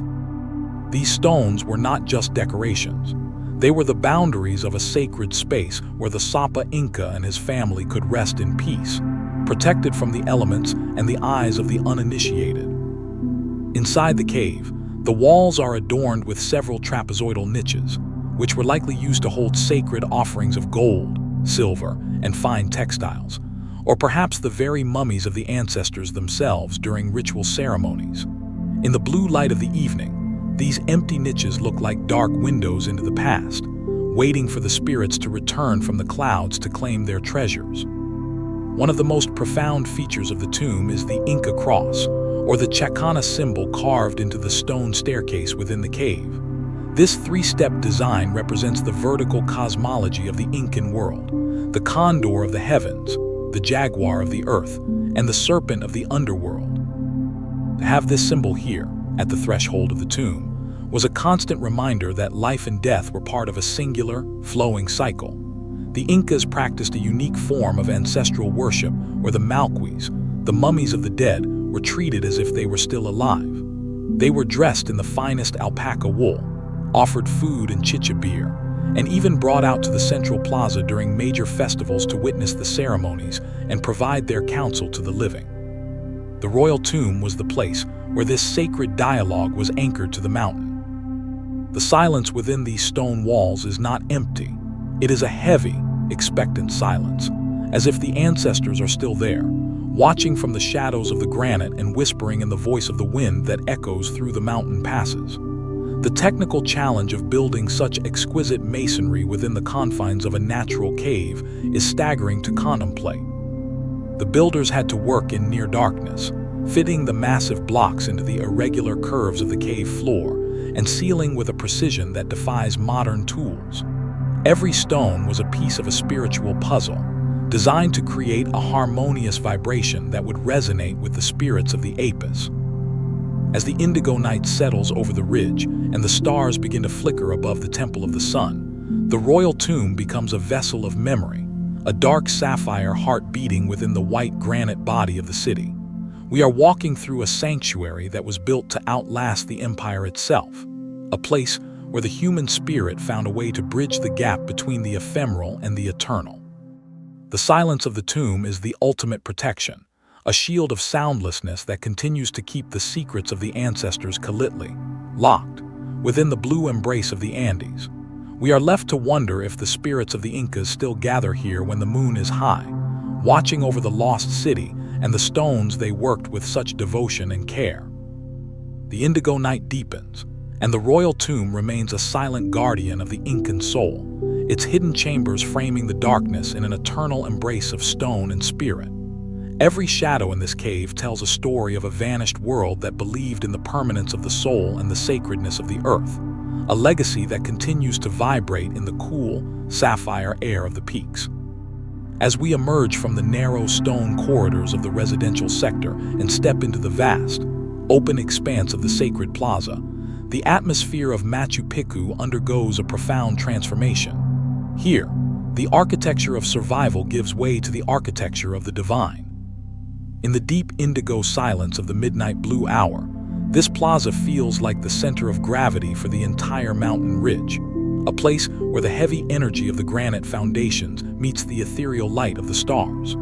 This was the ritual heart of the citadel, a massive sanctuary of white stone, where the most important public ceremonies of the empire were conducted under the watchful eyes of the surrounding Apis.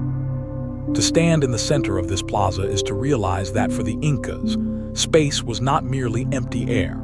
It was a sacred container designed to focus the spiritual vibrations of the landscape and the cosmos into a single, resonant point. The plaza is bounded by three major structures of incredible importance: the main temple, the Temple of the Three Windows, and the House of the High Priest, forming a spiritual triangle that anchored the city to the heavens. The main temple stands as a masterpiece of Imperial-style masonry, its three massive walls rising from the earth with a terrifying grace. Unlike the residential houses with their four walls and thatched roofs, this temple is a Wayna, a structure open to the plaza on one side, inviting the celestial spirits to enter and witness the rituals performed within. The blocks of granite used here are among the largest in the city, some weighing over 15 tons, and they were fitted together with such incredible precision that the joints appear as nothing more than thin, silver lines in the blue moonlight. There is a haunting beauty in the way the stone has aged here. On the eastern wall, one can see where the ground has shifted over the centuries, causing the massive blocks to tilt slightly apart while still maintaining their structural integrity. This is not a sign of failure, but a testament to the flexibility of Incan engineering, a wall that breathes with the mountain rather than resisting it.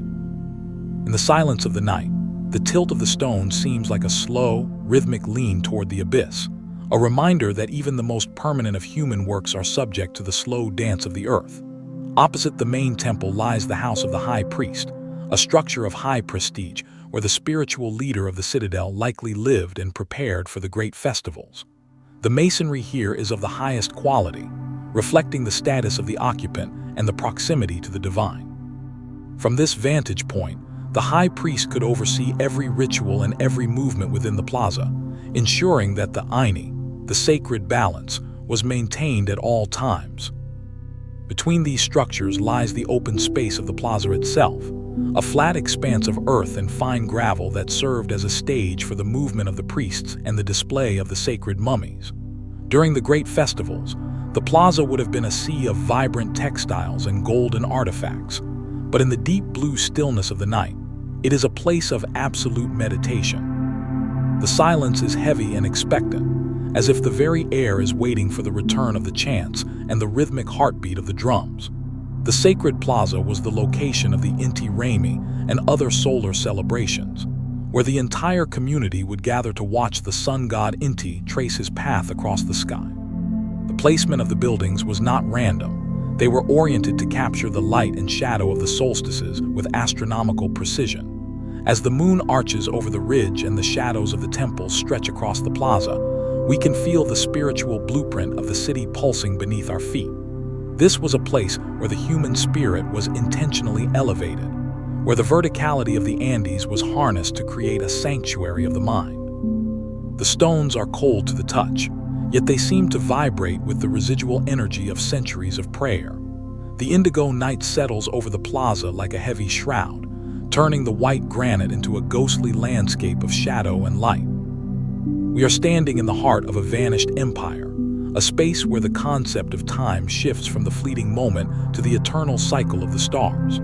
The sacred plaza remains a silent guardian of the Incan spirit, its massive walls still framing the darkness in a gesture of eternal devotion to the mountain and the sky.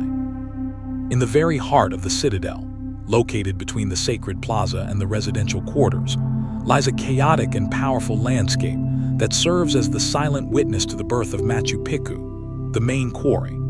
To look upon this field of fractured granite during the deep indigo hour of the night is to see the raw, unformed bones of the mountain before they were whispered into the shapes of temples and palaces. While the rest of the city speaks of order, precision, and the ultimate triumph of human geometry, the quarry remains a place of primal energy and ancient struggle.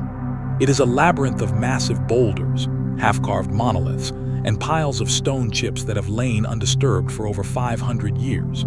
In the sapphire light of the stars, these stones take on a ghostly appearance, as if they are still waiting for the return of the masons who once coaxed them from the earth. This was the industrial engine of the sanctuary, the place where the heavy reality of the mountain was transformed into the spiritual architecture of the heavens. The Incas did not see this as a mere source of construction material. They viewed the quarry as a sacred site of creation, where the Camaquan, the life force, was most concentrated and ready to be shaped. The technical process of the quarry is a testament to a patience that the modern world has largely forgotten. The Incan master workers did not possess iron or steel to cut into the unyielding granite. Instead, they used the mountain to conquer the mountain. They utilized heavy hammer stones made of black basalt and hematite, some weighing as much as 10 kilograms, to strike the rock with a rhythmic and focused intensity. In the silence of the night, one can almost hear the phantom echo of thousands of rhythmic blows falling against the stone, a slow and steady percussion that would have been the heartbeat of the city during its construction. They followed the natural fractures and grains of the rock, identifying the hidden lines where the stone was willing to yield. A common technique involved carving narrow grooves and inserting wooden wedges, which were then saturated with water from the sacred springs. As the wood expanded with the slow force of nature, it would exert a pressure so constant and so immense that the massive granite blocks would split with a resonant crack that would echo through the valley like a mountain spirit waking from its sleep. This was not an act of violence against the earth. It was a conversation, a ritual of extraction that required a deep understanding of the geology and the spirit of the apis. One of the most haunting sights in the quarry is the presence of the piedras cansadas, the tired stones. These are massive blocks of granite that were partially worked and moved, but never reached their final destination in the walls of the city. Some lie near the entrance to the sacred plaza, while others are still rooted in the floor of the quarry itself. To the Incas, a stone that was left behind was not a failure of logistics.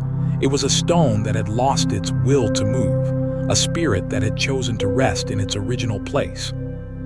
In the indigo shadows of the evening, these abandoned monoliths feel like tragic characters in an unfinished story.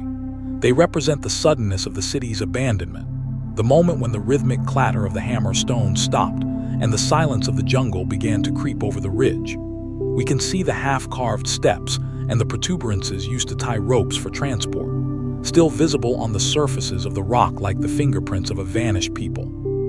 The quarry reminds us that Machu Picchu was a work in progress, a dream of stone that was still being dreamed when the end finally came. The integration of the quarry into the very center of the city is a unique feature of Incan urban planning.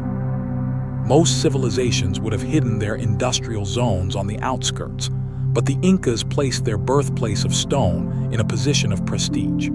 This allowed the residents to witness the sacred transformation of the mountain daily, a constant reminder of the effort and the devotion required to maintain their sanctuary in the clouds. The quarry also served a vital structural purpose.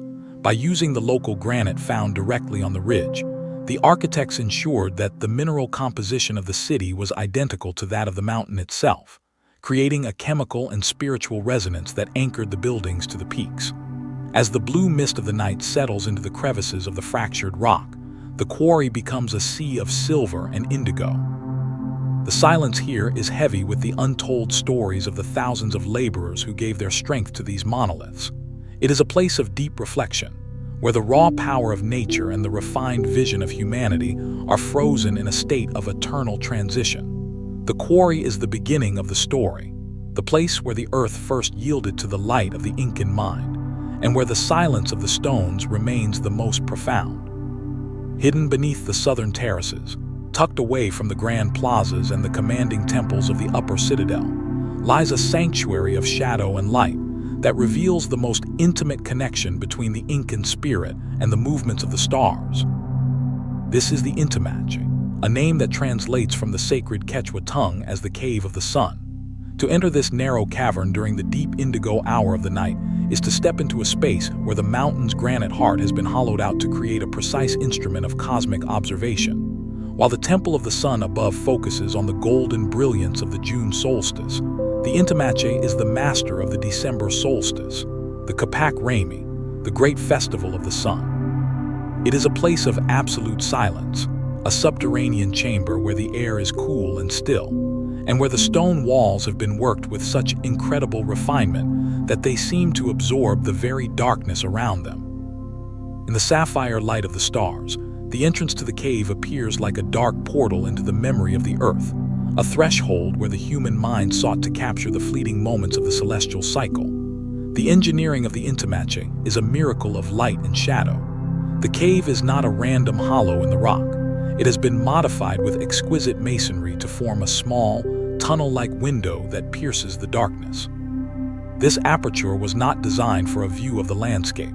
It was a precision-engineered lens focused on a specific point on the eastern horizon. For 10 months of the year, the cave remains in a state of eternal twilight, the interior stones cold and dormant. But as the December solstice approaches and the sun moves toward its southernmost point, a single, narrow beam of light begins to reach for the cave's mouth. On the morning of the solstice, as the sun crests the distant peaks, the first rays of light pierce through the stone-lined window and travel deep into the heart of the cavern, illuminating a carved altar with a golden intensity that must have felt like the physical presence of the divine. This was the birth of the sun, a moment of profound spiritual renewal that signaled the beginning of the most important ritual cycle for the Incan nobility.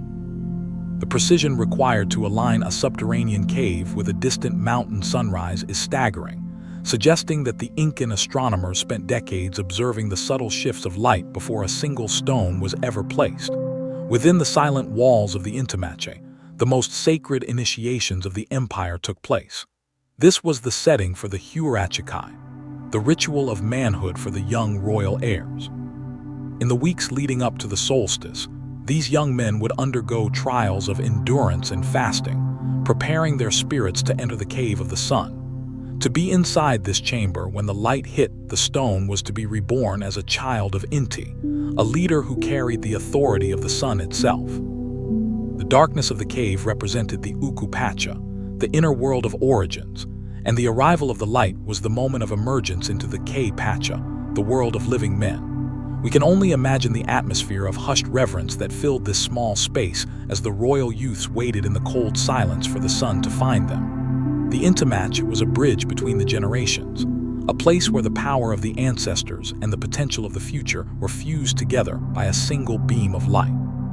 As we sit in the deep blue stillness of the cave today, the absence of the light is as powerful as its presence.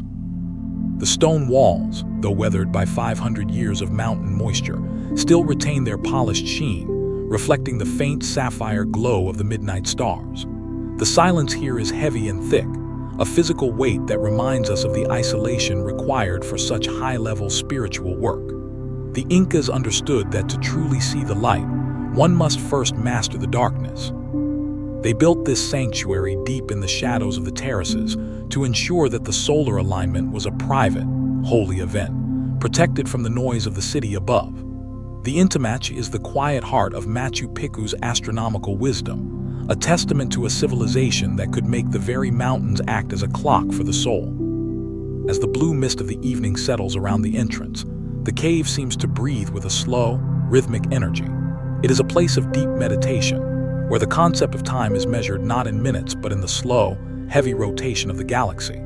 The indigo night settles over the Intimachay, and the cave of the sun remains a silent guardian of the solstice, its stone window still waiting for the shadows to retreat once more so it can hold the golden fire of the heavens in its granite hands. For nearly 400 years, a profound and heavy silence sat upon the ridge of Machu Picchu like a thick blanket of emerald velvet. The city had entered a long sleep. Its temples and plazas slowly surrendered to the patient embrace of the cloud forest.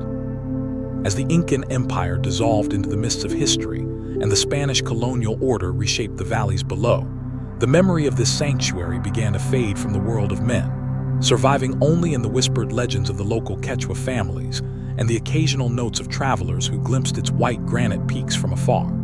The jungle became the city's most faithful guardian, wrapping the walls in vines and covering the Intihuatana in a carpet of moss and lichen. To the outside world, the ridge was just another jagged peak in a sea of mountains, an impenetrable wilderness where the clouds and the spirits held court.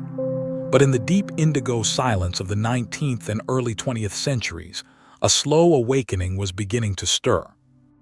While the rest of the world raced toward modernity, the stones of Machu Picchu remained in a state of eternal suspension, waiting for a moment when the veil of history would finally be lifted. The year was 1911, a turning point that would forever alter the destiny of the Andes. On a cold and drizzly July morning, a Yale professor named Hiram Bingham arrived at the banks of the Urubamba River, driven by a singular obsession to find the lost city of the Incas, the legendary stronghold of Vilcabamba, where the last resistance had fought the Spanish. Guided by a local farmer named Melchor Artiga and a small boy who knew the hidden trails of the ridge, Bingham climbed the near-vertical slopes through the drenching rain and the biting cold. As he reached the summit and cleared away the tangled vegetation, he was confronted not by the wooden fortress of Vilcabamba, but by a world of white granite that defied everything he knew about the history of the Americas. He saw the temple of the three windows emerging from the vines like a ghost from the past, its masonry as sharp and perfect as if it had been carved only yesterday. He saw the curving walls of the Torreon and the massive terraces falling away into the abyss. Bingham was not the first to see these stones. Explorers like Augusto Burns and Lizarraga had likely set foot here before him, but he was the one who told the world. The discovery of Machu Picchu was a moment of global revelation that transformed the secret of a vanished people into an icon of human achievement. Bingham's photographs in National Geographic captured the imagination of millions, creating a modern myth of a lost sanctuary that had escaped the fire of the conquest. However, this rediscovery brought with it a complex legacy of conflict and controversy. For decades, the artifacts and treasures excavated from the site, the pottery, the textiles, and the remains of the residents, were housed thousands of miles away at Yale University, creating a long and painful struggle for their return to the soil of the Andes. The city was no longer a private sanctuary for the Sapa Inca. It had become the property of the world's collective memory, a symbol of national identity for Peru and a beacon for travelers from every corner of the globe. The silence of the peaks was replaced by the voices of millions, and the vertical isolation was bridged by trains, buses, and helicopters. As we sit in the sapphire stillness of the ruins today, we must contemplate the cost of this fame. The heavy footsteps of modern tourism now beat upon the same stones that once felt only the soft scuffle of Incan sandals. The challenge of the current era is how to protect a sanctuary that was built for silence from the noise of its own popularity. UNESCO and the Peruvian government have worked to create a balance, limiting the number of visitors and monitoring the stability of the ridge against the pressure of a million eyes. Yet, despite the crowds and the cameras, the essence of Machu Picchu remains elusive. In the deep blue hour of the night, after the last bus has descended the mountain and the tourists have retreated to the valley floor, the city returns to itself. The indigo shadows pool once more in the trapezoidal niches, and the stars align with the windows of the temples as they have done for 500 years. The long sleep may have ended, but the mystery persists. Machu Picchu is a place that remains Kalitli, locked, within its own sacred geography, a sanctuary that permits us to see its stones while keeping its true spirit hidden within the clouds. As the night deepens and the mist rolls in from the Amazon once more, we realize that the rediscovery was only a chapter in a much larger story. The city is still waiting, still watching, and still guarding the secrets of a people who knew that the most beautiful things in the world are those that the mountain decides to share only with the sky. As the indigo shadows of the high Andes reach their final destination, and the midnight blue hour settles into a permanent, heavy stillness over the ridge, we find ourselves at the end of our journey through the kingdom of the clouds. But in the world of the Incas, there are no truly final endings, only cycles that turn with the slow and majestic rhythm of the cosmos. The city of Machu Picchu is no longer just a collection of granite walls or a map of ancient architecture. It has transformed before our eyes into a living organism of the spirit, a bridge of stone that continues to carry the prayers of a vanished empire into the infinite reaches of the stars. To stand upon the summit one last time in the deep sapphire light is to realize that we are not merely looking at the past. We are witnessing a legacy of balance, a testament to a civilization that understood that the true measure of human greatness is not found in the gold we accumulate, but in the harmony we establish with the earth beneath our feet and the heavens above our heads. The silence that envelopes the citadel now is not the silence of a tomb, but the silence of an eternal vigil. The stones of the Temple of the Sun, the Intihuatana, and the sacred Plaza remain awake, vibrating with the memory of a people who saw the divine in the movement of a shadow and the flow of a mountain spring. They remind us that the Incas did not build to conquer nature, but to participate in its beauty. Their sacred geometry was a love letter to the Apis, their vertical empire a gesture of profound respect for Pachamama. As we look out over the darkened valley of the Urubamba, the river looks like a silver thread woven into the fabric of the night, mirroring the great celestial river of the Milky Way that arches overhead. The Aini, the sacred reciprocity, is still at work here. The mountain protects the city, and the city gives a voice to the mountain. Even though the voices of the priests have been carried away by the wind and the footsteps of the Sapa Inca no longer resonate in the royal sector, the spirit of their vision remains locked within the cold granite. It is a spirit that refuses to be forgotten, a light that continues to glow in the deep indigo darkness of the high peaks. We must contemplate what it means to live with such a connection to the eternal. In our modern world of noise and speed, Machu Picchu stands as a sanctuary of time. It reminds us that there is a different way to walk upon the earth, a way that honors the silence and respects the boundaries of the sacred. The Incas knew when to build and when to let go, when to speak to the sun, and when to retreat into the shadows of the mist. Their abandonment of this ridge was perhaps their final and most powerful act of devotion, ensuring that their greatest achievement would remain pure, untouched by the fires of greed and the iron of the conquest. They left their city to the clouds, trusting that the stars would keep it secret until the world was ready to listen once more. And now, in the stillness of the midnight hour, the city is speaking. It speaks of the permanence of the soul and the fragility of human power. It speaks of the beauty of the vertical wilderness and the wisdom of the stone. As the blue mist begins to rise from the Amazon basin and wraps around the terraces for the final time tonight, the city seems to dissolve into the atmosphere, becoming one with the spirit of the Andes. The jagged peaks of Wayna Picchu and the distant snowy summits are the only witnesses to this slow, rhythmic transition. The stars begin to fade as the first hint of the pre-dawn light touches the eastern horizon, but the indigo night still holds the ridge in its protective embrace.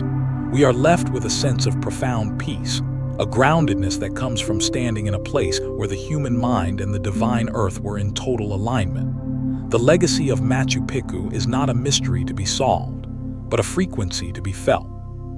It is a reminder that we are all travelers on a sacred road, moving toward our own sun gate, our own moment of revelation. As we close our eyes and let the heavy silence of the mountains settle into our own spirits, we carry the memory of the stones with us.